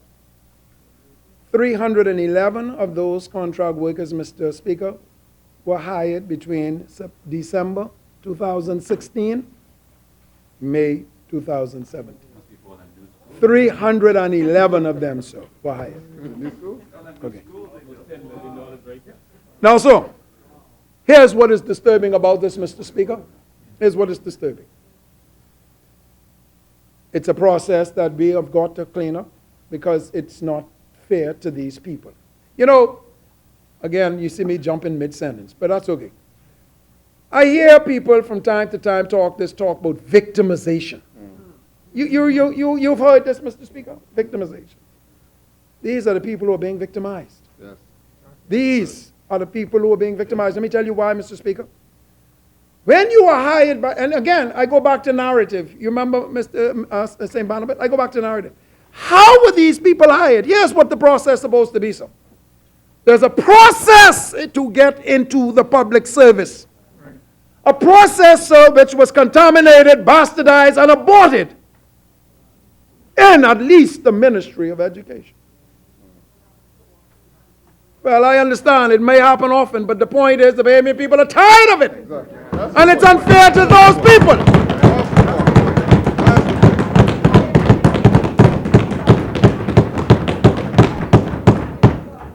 And you see, the problem, Mr. Speaker, is at the end of this month, in exactly... That's me. At the end of this month, Mr. Speaker, in exactly 15 days, many of these contracts come to an end. Now, those people don't know that, or many of them don't know that. They think they are working for the government. Yep, absolutely. Because they were promised they were working for the government. What does this government do? What does this government do?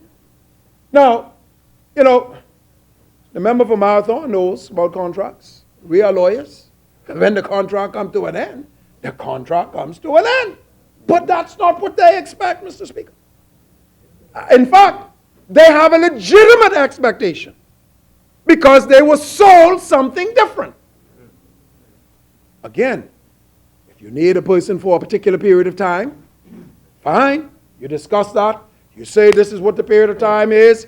Hey, I need you for a year. You and I may extend this, may renew it. That's not what they understand, Mr. Speaker. I met with this daily. Yep. They expect to be on the government's payroll till they get 65 or 60 or whatever the case is.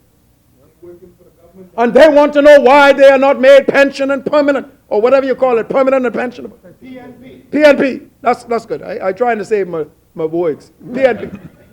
Mr. Speaker.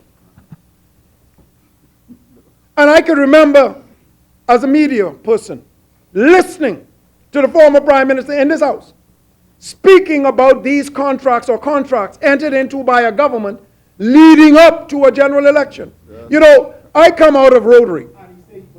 And will ensure we'll not do it by legislation. I come out of Rotary, Mr. Speaker. Some of you may be familiar with Rotary. You are not permitted to tie the hands of a succeeding administration without the concurrence of that administration. Exactly. Now, I know that government is continuous, okay? But we cannot, Mr. Speaker, continue the practice of entering into these long-term 4, 5, 6-year contracts, in particular personal contracts, with people. Let me come to that in a minute. Let me finish this. Let me finish this, Mr. Speaker. So we have now a situation where at least 311 of these contractual workers, many of whom are going to come up for end at the end of June. General service workers, janitors, security assistants, all minimum wage. Whether you got a BA degree or not, mind you, it's minimum wage. What do you do? And God help us if we let them go or we don't redo that contract, then we, quote, victimized. But who's victimizing them? Whoever hired them, whatever the promise was, that gave them the impression. You got a job. Absolutely. Speaker, in addition to that, sir, we have a number of other contractual workers, not at minimum wage, way over $40, $50, $60, $70, $100,000, sir, entered into contracts, sir, that go way into this administration's term, sir. And the thing that pains me about that particular contract, in some instances, Mr. Speaker, is that some of these contracts, in terms of the amount, are for amounts in which the individual, the individual recipient is making far in excess of what they would have made and what they did make while they were substantively employed in the ministry. May 2nd, no cancellation clause. No cancellation. 3 years. So you now, Mr. Speaker, again, if you dare find any reason to determine these contracts, But here we are. Here we are. We are victimizing, Mr. Speaker. Okay? It's not fair. See, I understand. I don't understand, but for the sake of rhetoric, I understand. But what is unfair is to these people. This is where it is unfair. Yeah. These are the people who are being victimized. Unfair to the system. They're not properly trained. They're not properly vetted. They don't go through the process. They are not determined if they are needed. There are no identified vacancies that they fill. They're entering into various departments for which that the department isn't ready to receive them, for which there are no job responsibilities for them.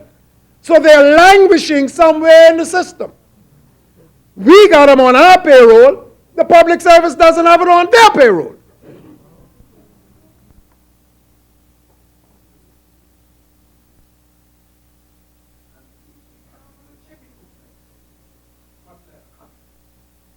Country, man. This is a country. $500 million now, later. Anyhow, Mr. Speaker. Every ministry had this thing now. Every ministry. Every ministry. You know, one of the themes Yours didn't have it? not one of the themes, my Yours didn't have theme Okay. in South Beach is this is a new day. Jesus said to his disciples, you know, there are those who want to be leaders and they lord over you. Then he used this term as recorded in Luke's gospel. But it shall not be that way with you. Let me make it personal to this government.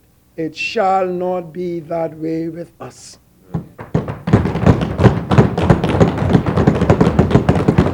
We are going, we want to be open and transparent and honest and accountable to the Bahamian people.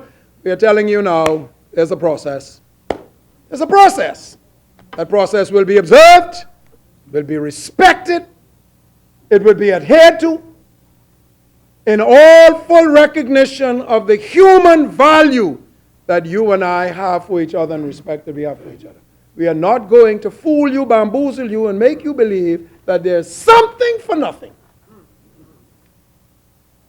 Because we cannot afford to continue to degrade the dignitary value of our people by telling them something that is not true, that we know is not true.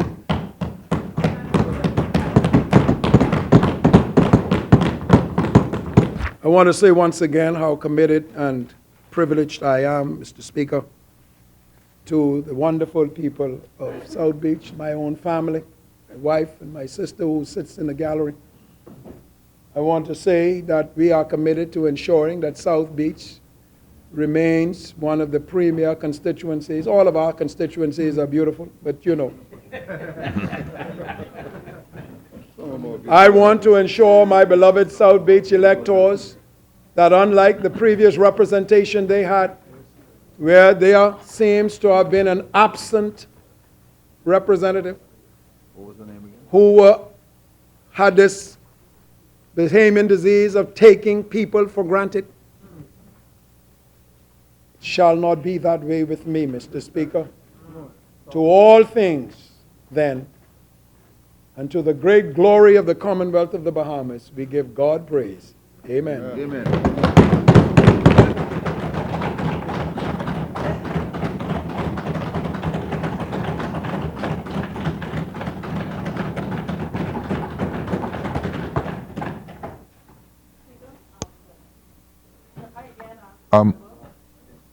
Honorable member, The member, just a moment, please. I'm trying to recognize you. The chair recognizes the honorable member for Angliston. thank you, Mr. Speaker. I appreciate it. I'll try and take my time and wait and do it right, Mr. Speaker. Speaker, the member for South Beach referred to contracts entered into by the government for infrastructural development and leases. And I'm now asking that he lay on the table of this Parliament the references to those documents. And once he's referred to it in his speech, he ought to lay it in this Parliament, Mr. Speaker. The member is saying in due time. There's accountability, Mr. Speaker, in due time. Yes, I am asking that as the member for Elizabeth did with his speech, and can I say that he also provided me, as he indicated he would, the document from the WHO this morning. He referred to it in his speech. So I'm asking the member who referred to these arrangements in his speech to lay them on the table of the Parliament for the Bahamian people to scrutinize. Is that a problem, Mr. Speaker? I don't think so. I don't think that it is. Thank you, Mr. Speaker.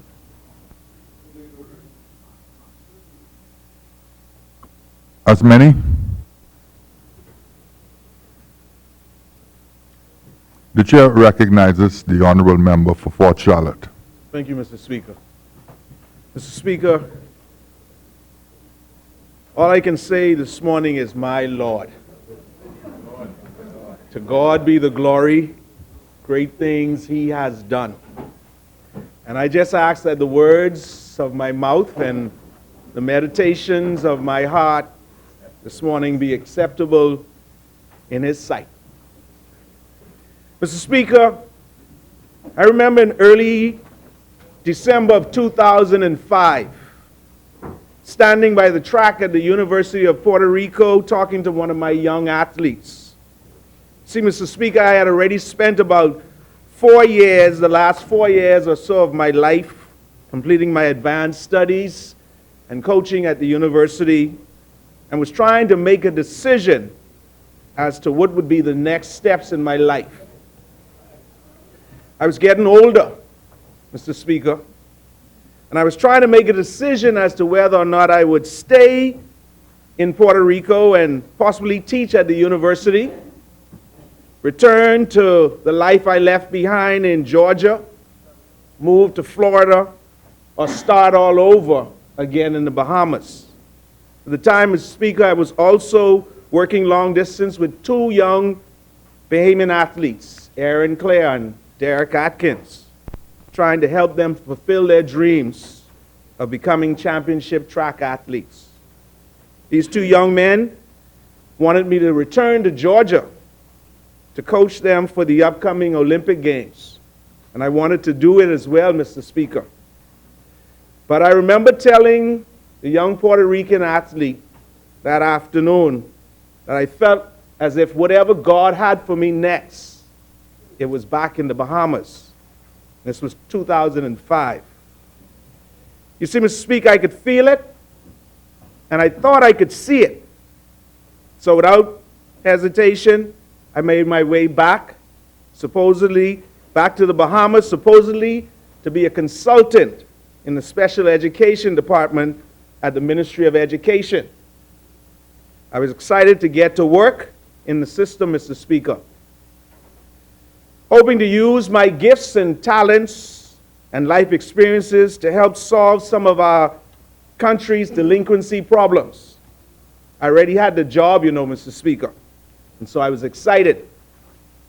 I interviewed, went through the process. But while I was waiting to officially start, Mr. Speaker, I found out that someone high up lost my files. Yes, lost. I didn't want to call any names. The name was called in here yesterday, and I am trying not to, but I'll just say somebody high up lost my files. So they wanted me to bring all of my documents in all over again, Mr. Speaker. Politics, you know. But I wasn't feeling that, Mr. Speaker, because like I told the person who wanted me to bring my documents in, I didn't come home to play politics. I just wanted to work. You see, at this time, the life I saw for myself back here in the Bahamas just seemed to evaporate, Mr. Speaker, because I had no job, and I was starting from the bottom. But you know, Mr. Speaker, despite all of the personal trials that I had to endure over the last 11 years here, I never once regretted coming back home, because I truly believed that whatever God had for me next was here. And even though for most of the time that I was here, I felt like I was just existing, I was determined to trust God. My being here today, in this sacred place, the place where individuals like Sir Lyndon, Sir Milo Butler, Hubert Ingram, Arthur Hanna, and the list goes on. Place where these men stood, and women, Janet Boswick. The place where they stood. With me being here today, Mr. Speaker, that is a testament to the fact that whether we want to believe it or not, God always knows the end before the story begins. Once you could hear him, all you have to do is trust him, and he'll bring you from there to here. As such, Mr. Speaker, it is with a grateful heart that I stand here today on behalf of the great people of Fort Charlotte to address you, my parliamentary colleagues, and the Bahamas. Mr. Speaker, I can't find the words to describe how privileged I feel and how privileged I am to be in these hallowed halls as the people's representative. If I had not done it sufficiently, let me take this time once again to express my gratitude to the residents of Fort Charlotte who voted to send me here. I wish to say thank you. For those who did not vote for me, or who did not vote at all, I thank you too. Believe it or not, because believe it or not, you too are a source of inspiration for me to do well over the next 5 years. And even though there are no guarantees, I hope that my work in and on behalf of Fort Charlotte over the next 5 years, God willing, will be excellent enough to win your trust. I wish to thank Dr. Hubert Alexander Minnis and the Free National Movement for affording me this opportunity to serve. If it were not for their confidence in me, I would not be here today to address this honorable House. I also wish to thank and give special recognition to the following people. My grandparents, Audley and Lillian Humes. Audley Humes, as some may know, was a giant of a man in the Bahamian society. And Mr. Speaker, I find it somewhat ironic that almost 40 years to the date, my grandfather, Audley Humes, also ran to be the Member of Parliament for Fort Charlotte. He didn't make it here, but I'm glad that he instilled in me the things that were necessary for me to carry on his legacy and be here.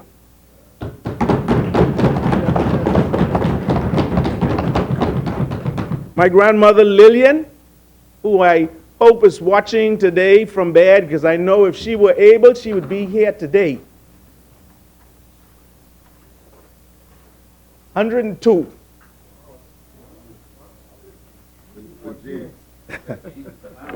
Yes, sir. 102.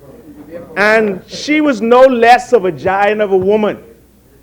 Still is. Always fighting me every time I go to try feed her. Beating me up. But I love this lady. I remember many days when my grandfather didn't want to walk me over the hill to S.C. McPherson or drive us over the hill to S.C. McPherson. She would put on them high-heel shoes, and from Chippingham, we would walk from Chippingham, Blue Hill Road, over the hill to S.C. McPherson just so that she could watch me in a play. And I'm glad that God spared her life to see her hard work pay off.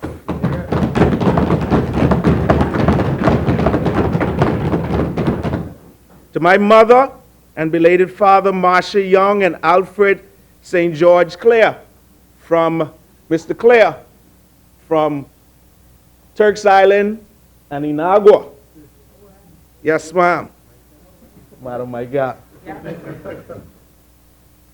See, again, these two individuals, I thank my mother for the hard work that she put in very early with me to start me on this course. Yeah, and Mr. Speaker, you know, I thought my mother was living in the United States. until the campaign started and my grandson came home one day and said, you know, your mommy around by mama. I said, well, what's she doing here? Unbeknownst to me, she came back just so that she could work with me in the campaign. And she never returned. She's still here. And I'm going to keep her here because now is my time to pay her back for her hard work. My father, Alfred Clare, you know, we didn't have a great relationship growing up, but you know, many days I spent on his glass-bottom boat right here, Prince George Dock. Growing up, he never bought me the things that I wanted. If I wanted a pair of shoes, I had to go out on the boat and work the boat. If I wanted some books, I had to get out on the boat and work the boat, clean the glass, show the tourists the fish, and do all the things, tie the rope, if I wanted some money. Back then, I didn't understand it. I didn't like that too much. Yeah. But I appreciate it greatly because he taught me the value of working for what you want and not expecting to get what you think you want. So I thank my father. I wish he was here today. I remember when I first went to Cal State University to start my studies. I'd come home and he'd tell all his friends, oh, you know, my son is at the University of California. You know, he was so proud. And I couldn't tell him that it wasn't the University of California, it was Cal State. So I just let him carry on. My sisters and brothers, both here and abroad, my sister Dee Dee, Bianca, Belinda, and my most hardworking sister Patrice, who I'm sure is watching today, my brothers Darrell Clare, Dion Clare, and Damon Clare. To my son, Denrado, and grandson, Mackay, my aunts Alina, Christine, June, Pat, Mady, Uncle Simeon, Stephen, and Kelton, and my many family members on the Humes, on both the Humes and Clare side, and particularly my cousin, Father Mage Romel Humes. I wish to give them thank you and pay special recognition for all that they've done for me throughout life. With that, Mr. Speaker, let me also thank my hardworking campaign team for their hard work and dedication in bringing Fort Charlotte back to the free national movement from the fold after a little hiatus. This victory and honor is as much theirs as it is mine. And whereas there were many whose hard work and dedication paved the way for me to be here, I would like to give a special thanks to some of you said that you had the best team. But that's fine, because I had Gideon's Army. Yes? So I'd like to give a special thank you to my Gideon's Army. Yes? My Gideon's Army street team in particular, Charlene St. Roll.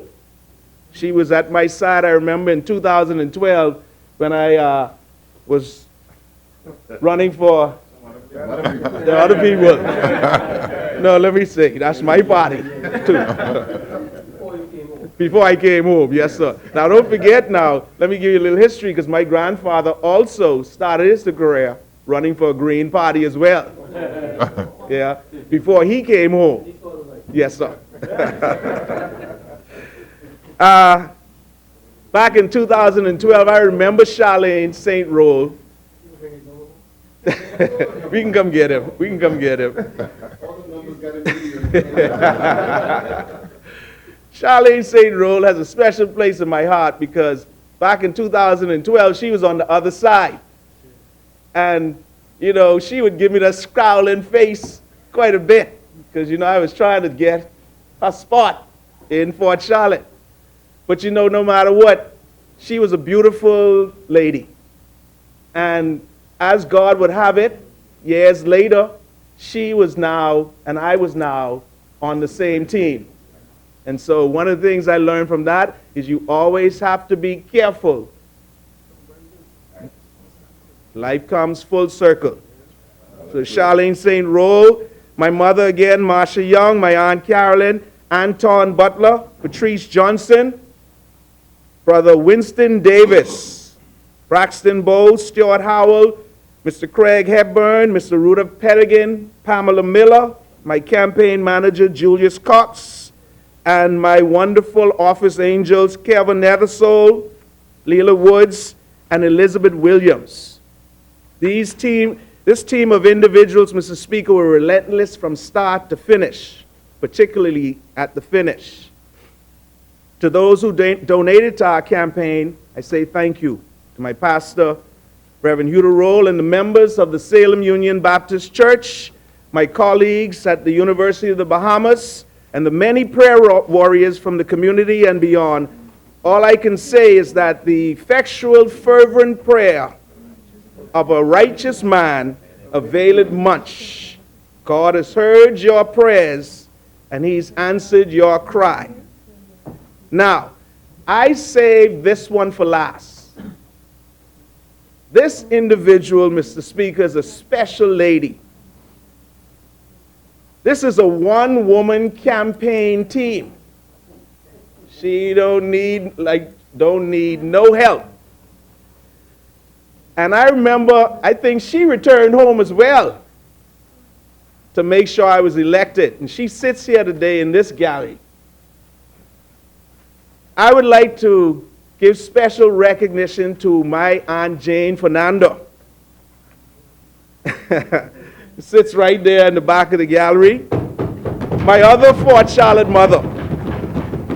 No prospective voter was off limits to her, and probably half of the PLPs that voted for me was as a result of her walking and talking. So, Aunt Jane, thank you so very much for all you've done. And boy, let me tell you, you talk about could bring in money. She ain't had no shame. I need her. So, Aunt Jane, thank you so very much. Now, Mr. Speaker, I would like to begin my contribution by saying that my first official function as a member of Parliament was to bring remarks at the homegoing service of Mr. Trevor Thompson, resident of Fort Charlotte. Mr. Thompson is the son of Dolores Red Archer from the iconic Archer family on Providence Avenue. This young man was murdered right in front of his home on Providence Avenue on May 6th. Now, the Archer family, Keith Archer, Paula Archer, Beverly, and Brenda, sort of raised me, and I watched Trevor grow up. So you can imagine how sad it was for me to have my first official duty as a member of Parliament be to bring remarks at his funeral. Yes? But this is what I recognize, Mr. Speaker. Trevor's death happened, we mourned him, and we moved on because violent death in our society seemed to become the norm. Death, crime, and criminality has become big business in the Bahamas, Mr. Speaker. The number of undertakers have increased because there is lucrative business in mining the dead. Security firms have increased because there is lucrative business in protecting person, home, and property from the growing criminal element in the Bahamian society. As a result of the growing crime problem, our system, and I hope I'm not stepping on any toes when I say this today, but our system is so bloated with lawyers and people wanting to be lawyers because lawyering has become, or has always been, and is becoming an even bigger business. Check Bank Lane every morning and afternoon, and you'll see why I say this. Cases get put off or prolonged for further review, or because either the defense or the prosecution didn't come prepared, and lawyers make money.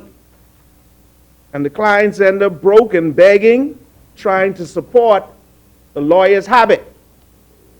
Big business, and again, I don't mean to step on anybody's foot in here today, but it's big business, death, crime and criminality, Mr. Speaker.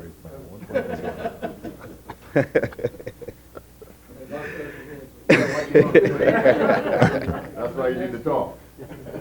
Point of order from the chair.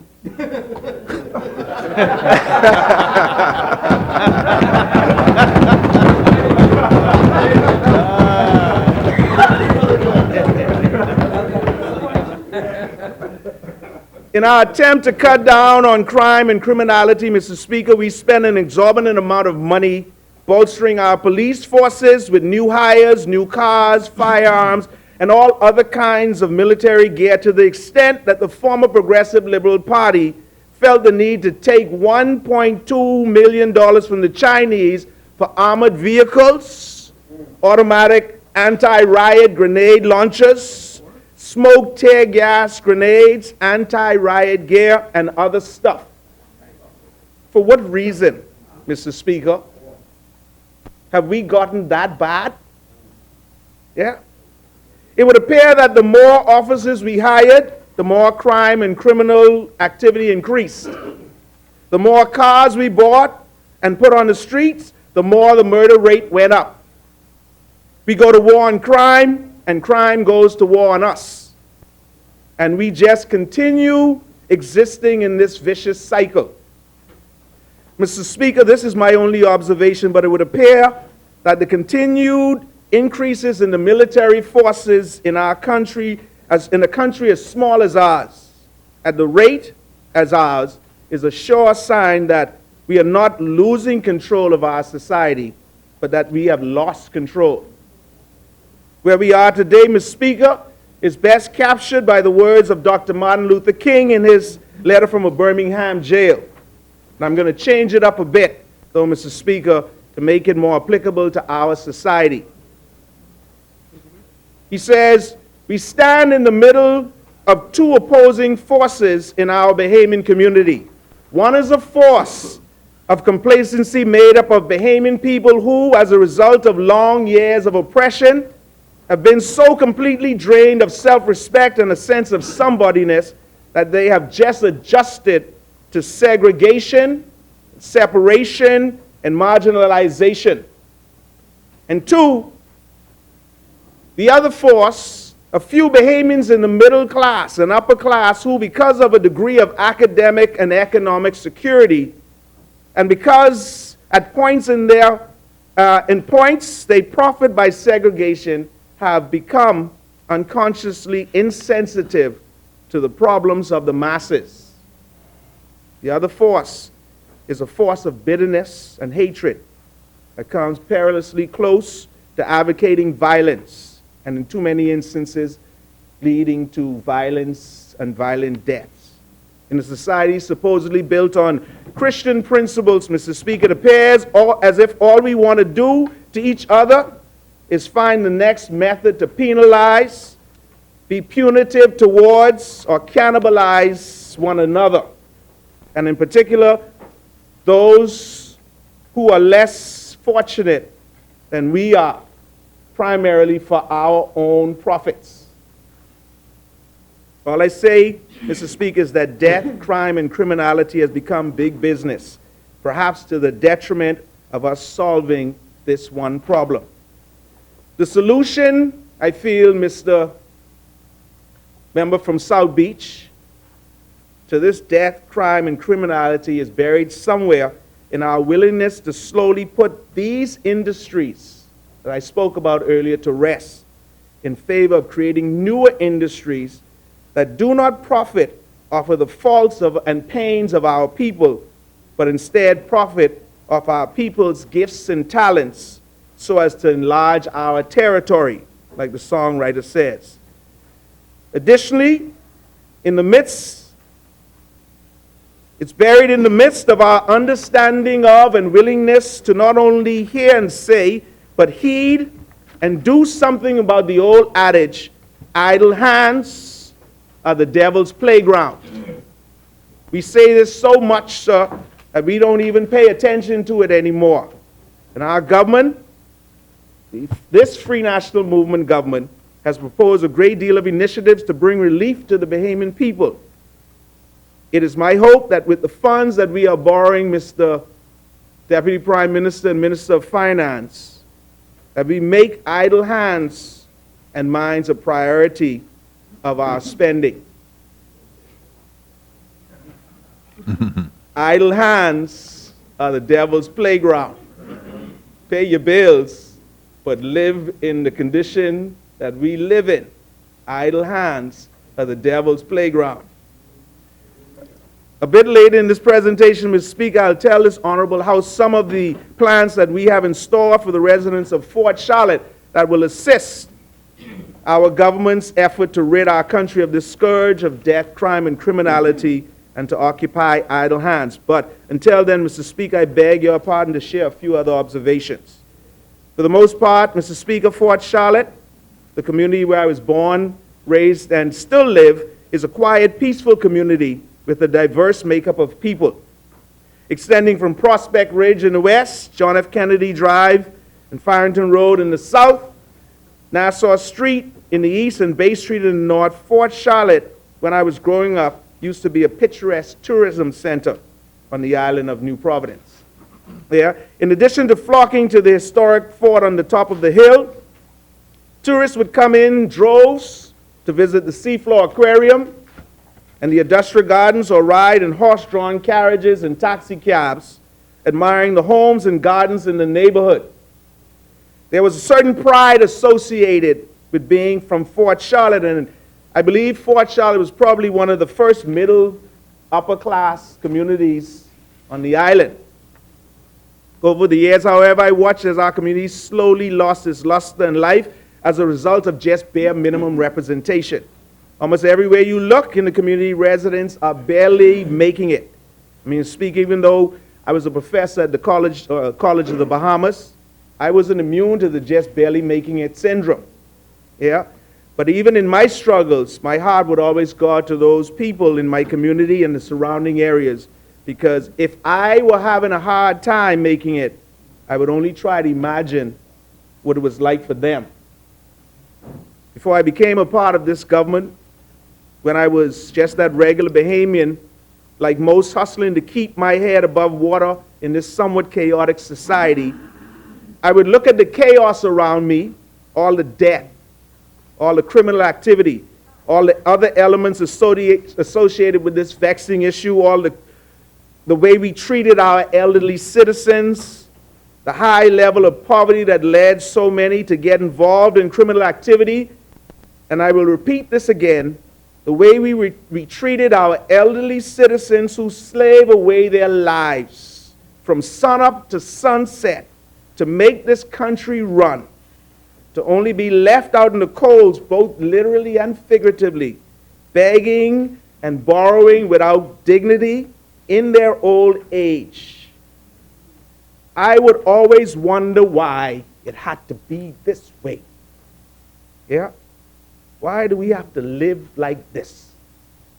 As a resident of Fort Charlotte, I would look at my people in their movements through the community, whether it was in Pitt Road, Rock Crusher, Chippingham, Farrington Road, Sarah Robinson, or even in the West Grove, and I would recognize that all they wanted, like every other Bahamian, was to live a decent life.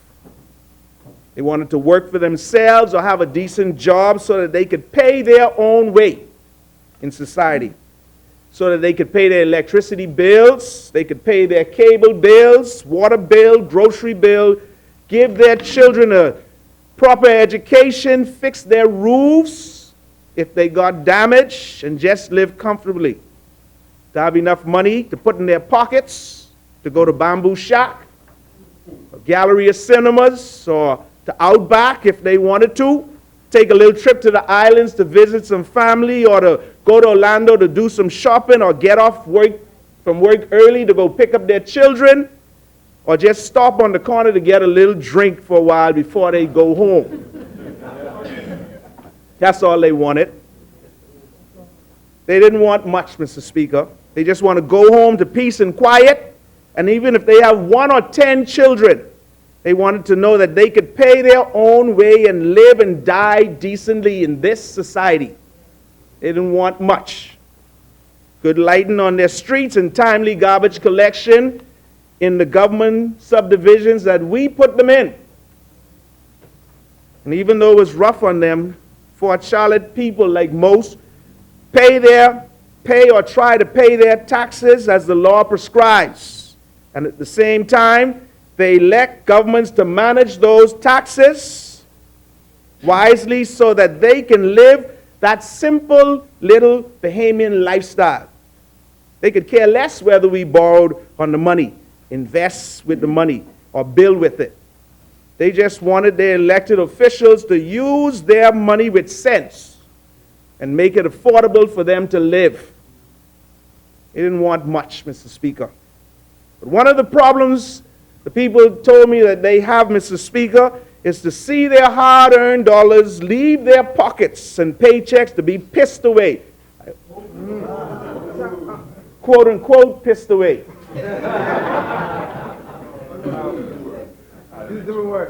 Oh, well, I was only using the words of our former Prime Minister, Mr. Speaker. Wasted away. Let me withdraw that word, Mr. Speaker, and say wasted away, squandered away, flitted away. Yes, but I was only using the words of our. Okay.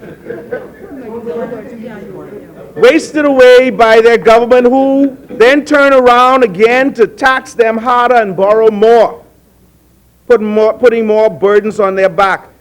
For them, Mr. Speaker, the last 5 years under the past PLP administration was particularly reprehensible.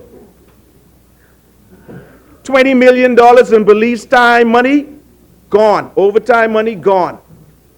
$1.9 million that the government borrowed between 2012 and 13, Mr. Speaker, gone. $30 million in back taxes from the numbers houses, gone. $48 million from road traffic, Mr. Speaker, gone. 10 from...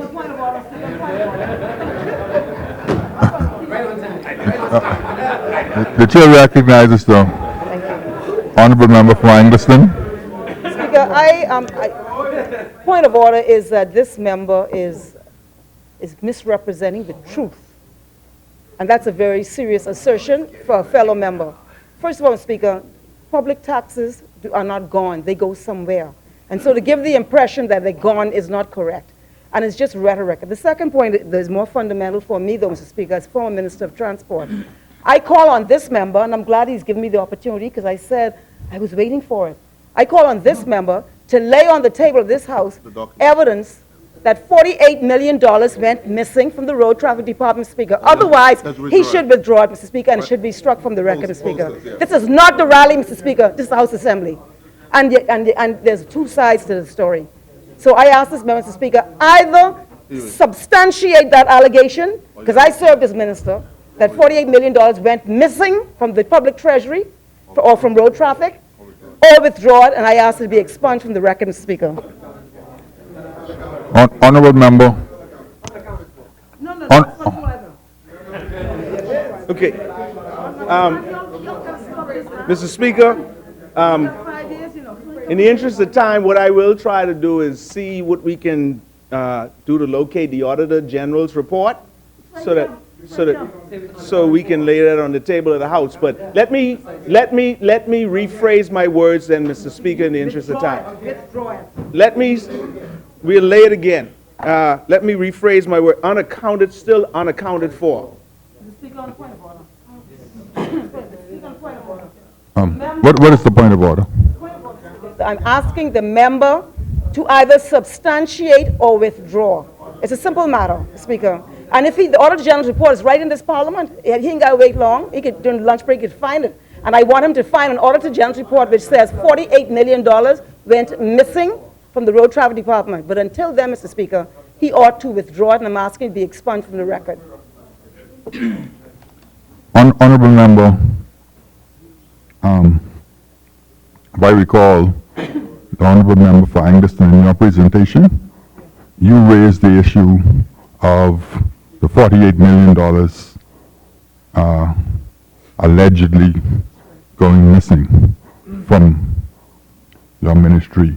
And at that time, I thought we were satisfied with the explanation that you gave at that time. Remember, you know, see, this is not the rally, man. Bahamians finished with rally, Mr. Speaker. Bahamians are finished with the rally. They want governance now. And I'm asking the member, Mr. Speaker, to either substantiate or withdraw. It's a simple thing. You don't come here and make wild rally talk. You're not in the rally pulpit, man. You're in the parliament of the people. It's the people's time. It's the people's parliament. It's the people's parliament, Speaker. I agree, it's people's time, Speaker. So I'm asking now, Mr. Speaker, the member withdraw, and I'm asking that it be substantiate or withdraw, and it should be struck from the record, Speaker.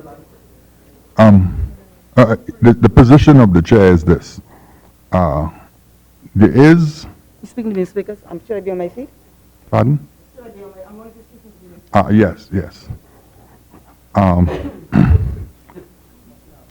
It is my understanding from a letter that I received from the Auditor General Yes, that a number of assessments yes. being made and that he will deliver those reports to me Yes.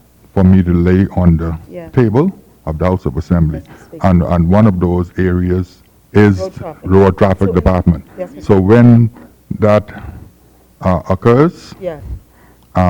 hopefully Right. that will lay all these allegations to rest. I think so, Mr. Speaker. And I agree with that, Mr. Speaker, and I think that's very reasonable. But I'm asking the member now to either substantiate or withdraw. And if he cannot substantiate, and changing the language is not going to help, Mr. Speaker, if it's not accurate. There's no unaccounted for. There's no unaccounted. The report is there, and these members know better, Mr. Speaker. They went through an entire rally, an election process, perpetuating misinformation. So what I'm saying, Mr. Speaker, we're now in the Parliament. This is not the rally.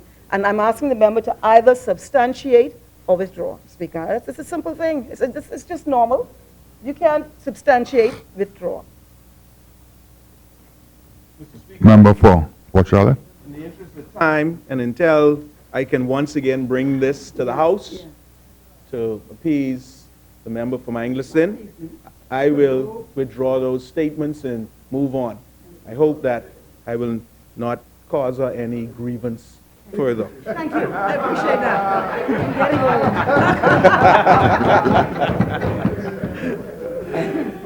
But here's the thing, Mr. Speaker. They built no new schools all during their term in office. Spend millions in education. And they had the nerve to spend millions of dollars on a vulgar street festival that feeds the further objectification of our young women and delinquency of our young people in general. I could say, because I remember the first year coming home from a track practice at the sports center, taking one of my athletes home and seeing kids along with their parents sitting on the sideline across the street from where these half-naked women and half-naked men were sitting. And I'm saying to myself, my Lord, is this what we want our children to now look at, and God forbid, when they grow up, want to be like or be even worse than? And so to know that our government put this thing on us, I say shame. For the most part, it would seem like the last 5 years, Mr. Speaker, was a total waste of time. But then again, I guess when you look at the results of the general election of May 10th, one could only say to God be the glory, great things he has done. The band of wasteful Egyptians that we saw yesterday under the leadership of King Perry, we shall see no more. Yes?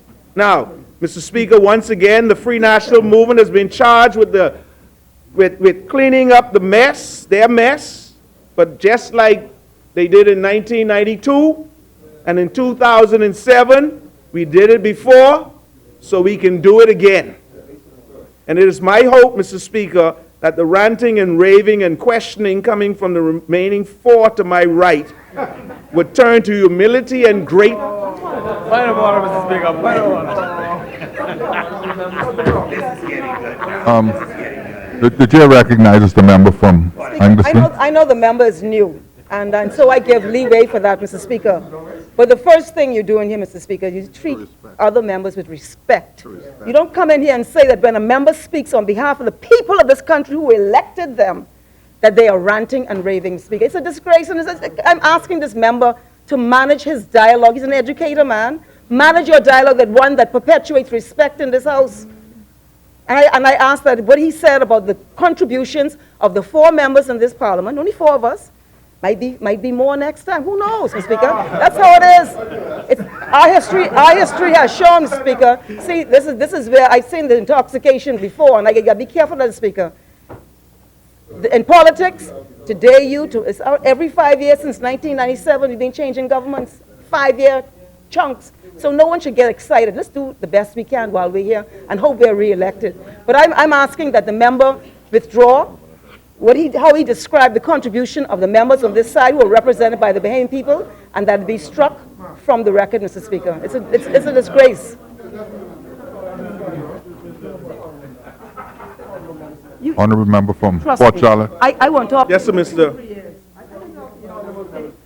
It is my hope, Mr. Speaker, that the firm objections being put forward by the remaining 4 to my right would turn to humility and gratefulness for God having spared them from the people's wrath.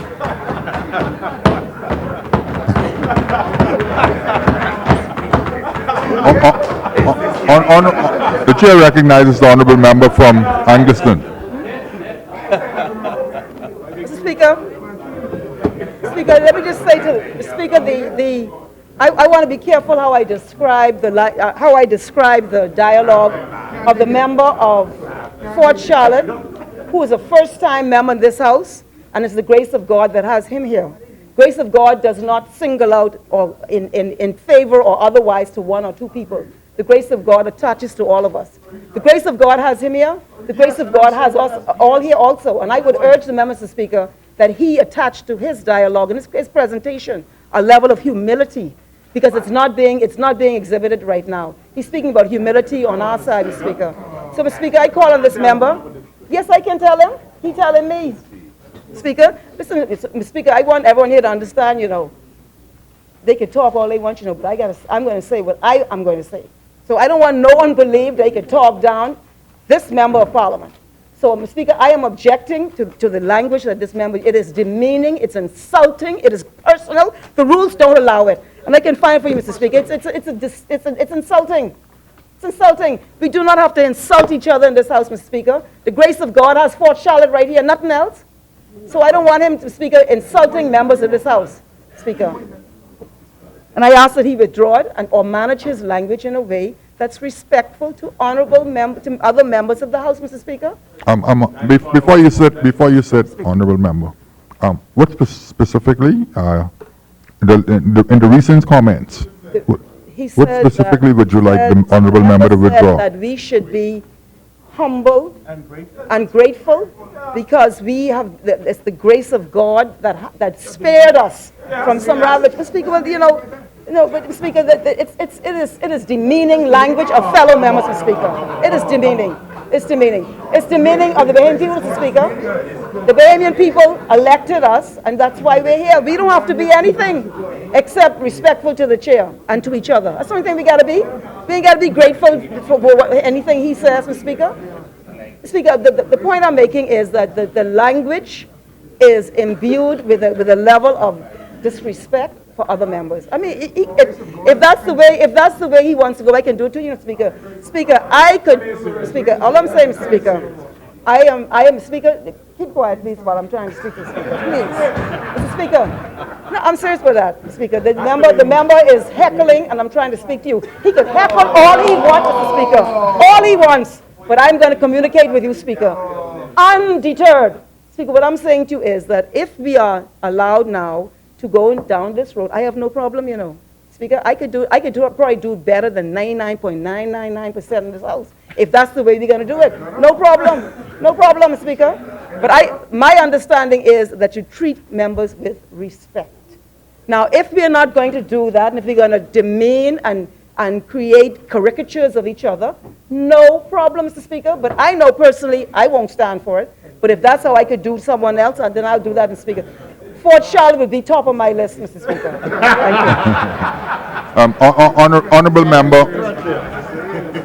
Honorable Member for Angleton, I believe the difficulty we are experiencing here is that the subsequent remarks Yes, came after right. a And he said, sort of inflammatory remark Yeah. that was withdrawn. right, But I see nothing wrong with the second okay, set of remarks. okay, Mr. Speaker. And since the first remark was withdrawn, Okay, Mr. Speaker. I think that the member should continue. I accept, Mr. Speaker. Thank you. Thank you, Mr. Speaker. But I just wish to have the honorable member know, as she said, I'll be top of a list. This is an Andre Rollins 2.0.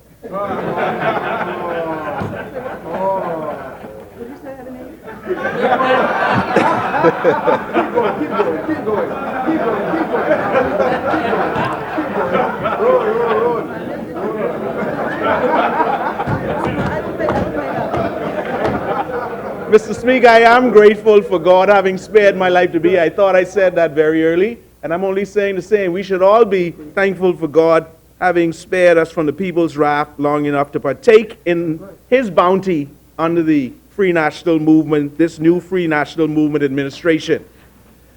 Let me say I, too, like some of my colleagues, Mr. Speaker, would not have wanted the first vote on behalf of the good constituents of Fort Charlotte to be put towards a borrowing bill. But as we are all discovering, the previous administration left us with no choice at this current time. One of today's journals has as its headline, "A Pitch of Waste." And that's what we've been hearing, and that's sort of prompted this government to do and take the actions that it has. But suffice it to say, Mr. Speaker, in all that we are hearing, however some may want to put it, it would appear that monies are missing from the cookie jar. And the general perception is someone or somebody's took it and just seemed to be getting away with it. Bad debts, illegal contracts, crooked obligations, and crooked deals, they just get away with it. And then we have to borrow more money to make up for what they seem. The chair recognizes the honorable member for Angleton. Clear, because I'm not sure what the member is alluding to when he says crooked. He said that somebody. I'm just wondering. Be clear if the member could be. I think he should be specific. If he's alleging corruption on the part of any person, I think he should say who's being corrupt. Otherwise, he leaves. He suggests that it's a blanket of whoever, which might seek to include me, and I ain't allow that, Mr. Speaker. So I'm asking the member to be specific about these allegations, not just blanket allegations about corruption and crooked, Mr. Speaker. Be specific. Honorable member for Fort Charlotte. Mr. Speaker, I think over the past week or so, we've been hearing from the honorable member from East Grand Bahama. We've heard from the honorable member from Elizabeth and South Beach.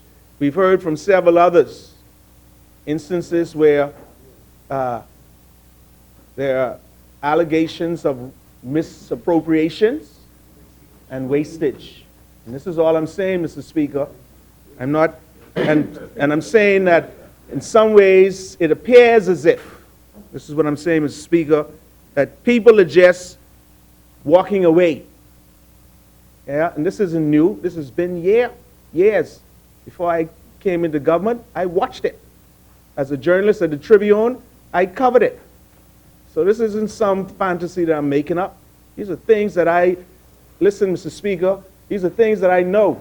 I sort of investigated as a Tribune reporter the supposed missing monies from the Housing Authority. So I've watched it too. So if the member, I don't want to sort of get into it with the member. I'm just saying it appears as if people are getting away. And that's the general perception in the community. I'm speaking in many instances on behalf of my constituents as well. Their perception. Chair recognizes the member for Angiston. Because the member, I understand what the member is saying, his history as a journalist, but he's indicating that, or he's using his rationale, foundation of things that were said in here. I heard what was said in your speaker. Nothing has been laid in this parliament, but lots has been said. But I heard that it was said that contracts were done before an election, etc. But I don't think I heard anything in here that said somebody stole or misappropriated in this process. And so I'm just wondering, I think the member should withdraw that because I don't think any member over there asserted something like that. They talked about how contracts were cut and where they were done, et cetera, et cetera. But to say monies were misappropriated in the process, I don't think that happened, Mr. Speaker. I'd ask the member to withdraw what he said in that regard, lest he give an impression that I don't think he really wants to give that impression, Speaker. No, he said, the Speaker, does she still not see? The chair recognizes the member Oh, the member. for Bamboo Town. This is a good place and good time for us to suspend until 3 p.m. today, Thursday, June 5th, and 2017.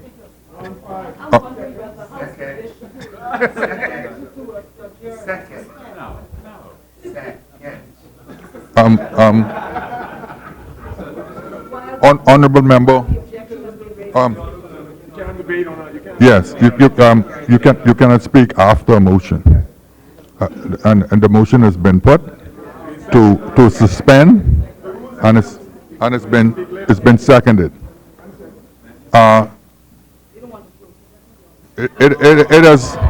It has been moved and seconded that the business of the House suspend until our honorable members. The chair is speaking.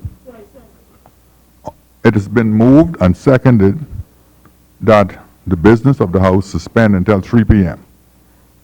Those, as many as are in favor will remain seated. Those who oppose will rise.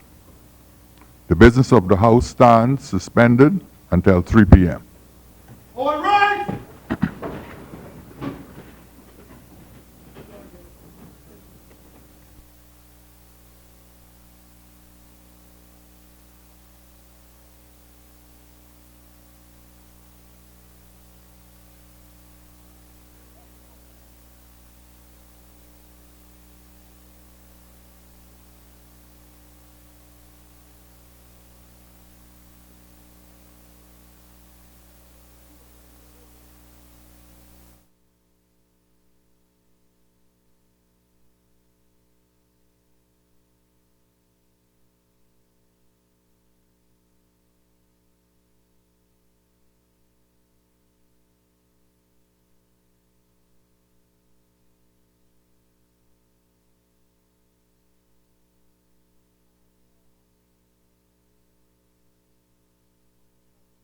(2017, 2018). Leading debate this morning was the Minister of Education, Jeff Lloyd, talking about a number of shortfalls in the educational system, including some startling figures he released of the Bahamas national examinations, including the BJC and BGCSE examinations, noting that there has been a significant failing rate of those examinations. Now, he also took the former administration to task on a number of issues, including some contracts that he said we must now figure out whether or not the Bahamian people got value for money. He made reference to the Bahamas Academy, which was leased by government. He said initially that plans were made to use that facility now as a home for BTVI, but that was altered or reconfigured, and now he says the government had agreed to spend some $25 million, also lease that property for some $60,000 a year. Now, he also said that a significant portion of money is owed to teachers, some $3.5 million, and he's committed that the government will pay those funds owed. Now, Mr. Lloyd also talked about some other challenges in education. The government has also committed to spending some $2 million, and that will help to fund the pilot program for the early childhood development program two preschools here in New Providence will receive tablets for their students, and he says due to the lack of a technology department within the Ministry of Education, they will have to work and configure a plan for the future to ensure that technology is properly integrated into the educational system. Now, Mr. Lloyd also talked about some shortfalls as it relates to the Education Loan Authority. Now, he noted that a significant amount of money is owed back to the government from persons who would have received educational loans. In fact, he said the default rate was some 75%, and that represents some $156 million that is owed. Now, additionally, as the government carries out its audits, he noted that some more than 300 persons are on contract within the ministry. He's joining me now. Good afternoon, Mr. Lloyd. He represents the Ministry of Education as minister. Now, you made some startling revelations in your contribution today, more specifically about our failing rate as it relates to our national examinations, BJC, BGCSE, and the GLAD examinations. I know the ministry now is undertaking a new graduation program for the national diploma. But my question to you this morning, sir, is what happens to students who do not meet that requirement for the national diploma? I know some 900 would have completed that last night. Well, those students obviously will have an opportunity for retraining or opportunities to expand their, but rather not expand, but there are opportunities to go into do, if they want to go to the College of University of the Bahamas, they have bridge programs that can upgrade their math and English skills. There are obviously external opportunities in terms of upgrading their particular skills. And also, what we have to look at the long term. We have now put in place a requirement system, which is very impressive, and which many of our people have met. We are going to make it possible for people coming out of the 9th grade that if you don't meet the 4 BJCs, for instance, you'll have an opportunity in the 10th grade and the 11th grade, and in some instances even the 12th grade, to make up on those particular demands and basic requirements. Okay.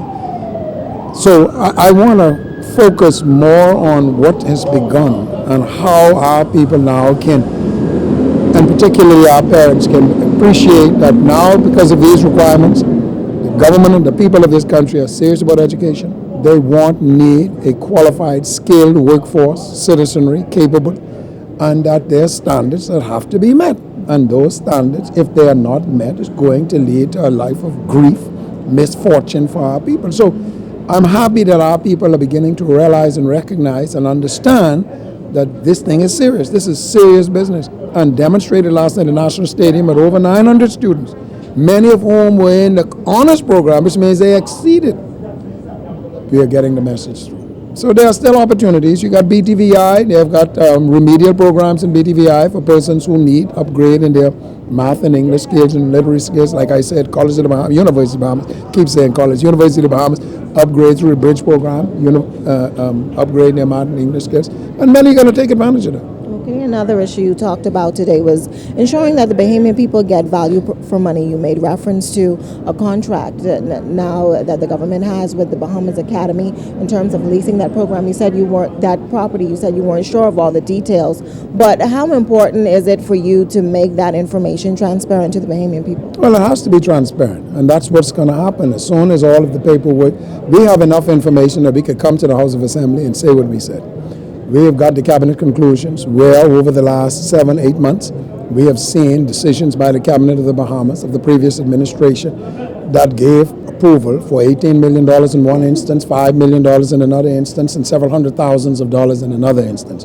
We are going to go back and see what is the justification for that. Why would the government of the Bahamas enter into a relationship with the private sector at the tune of $25 million, $25.7 million to be exact, for property that they're not going to own, number one, and for a lease that is so short, 5 years. Now, I would like to understand, I'm sure that there must be, because you've got very intelligent people around the table last time, they must have had some compelling reasons, some compellingly persuasive reasons as to why would you enter into a contract with a private facility for $25 million can build us 3 schools. $25 million to upgrade a property, and all you're getting out of it is 5 years of lease, with the possibility that you might renew, but the lessor can decide, well, no, I don't want to renew it. There goes our $25 million. And $60,000 a year, $5,000 a month. So, yes, we are going to dig further into that. We are going to provide that information to the House of Assembly and let the Bahamian people decide.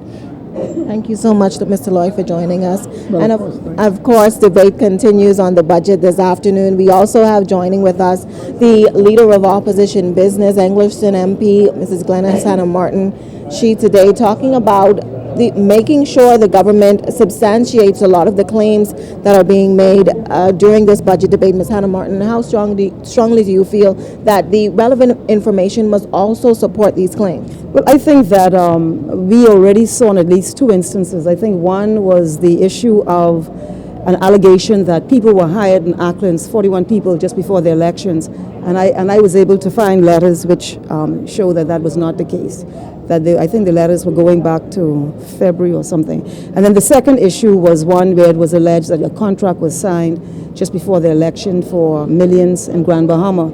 And we now know there's a public-private partnership that had been going on, that the building was far advanced for eyes to see, and that it was a public-private partnership, etc. And so, I'm concerned that you may not be getting quite what you expect to hear. But on the issue of the Minister of Education, I listened as carefully as I could to what he said.